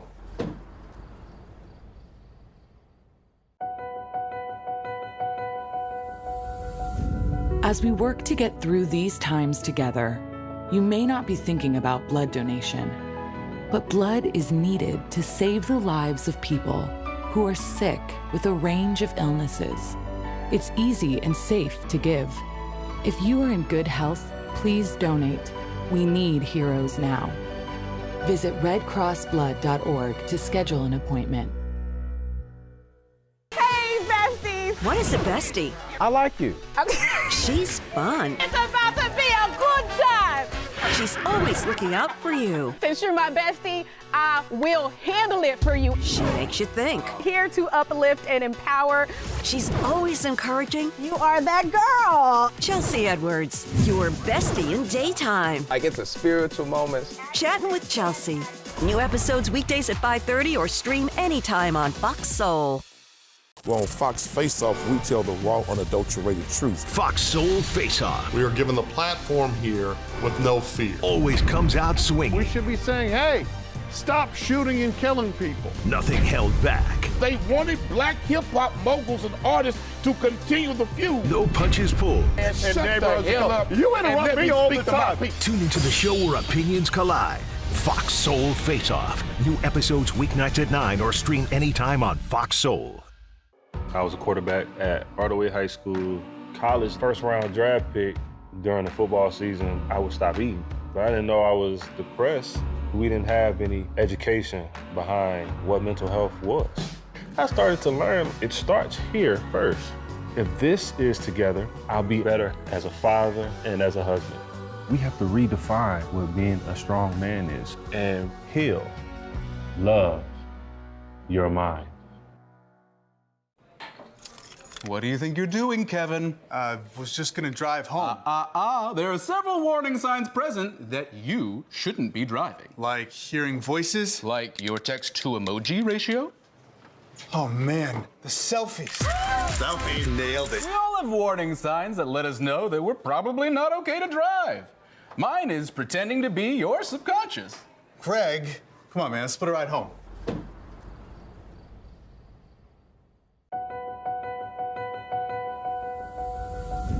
As we work to get through these times together, you may not be thinking about blood donation, but blood is needed to save the lives of people who are sick with a range of illnesses.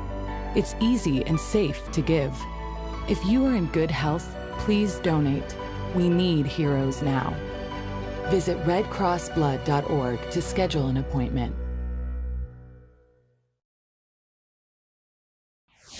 Tonight on The Factor Uncensored, it's Trump time again, and the Supreme Court has sided with the White House, helping one of the president's agenda items. An update in moments. Plus, a Texas community continues to mourn a student athlete.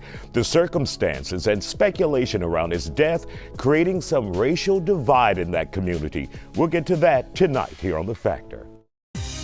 The Isaiah Factor Uncensored starts right now.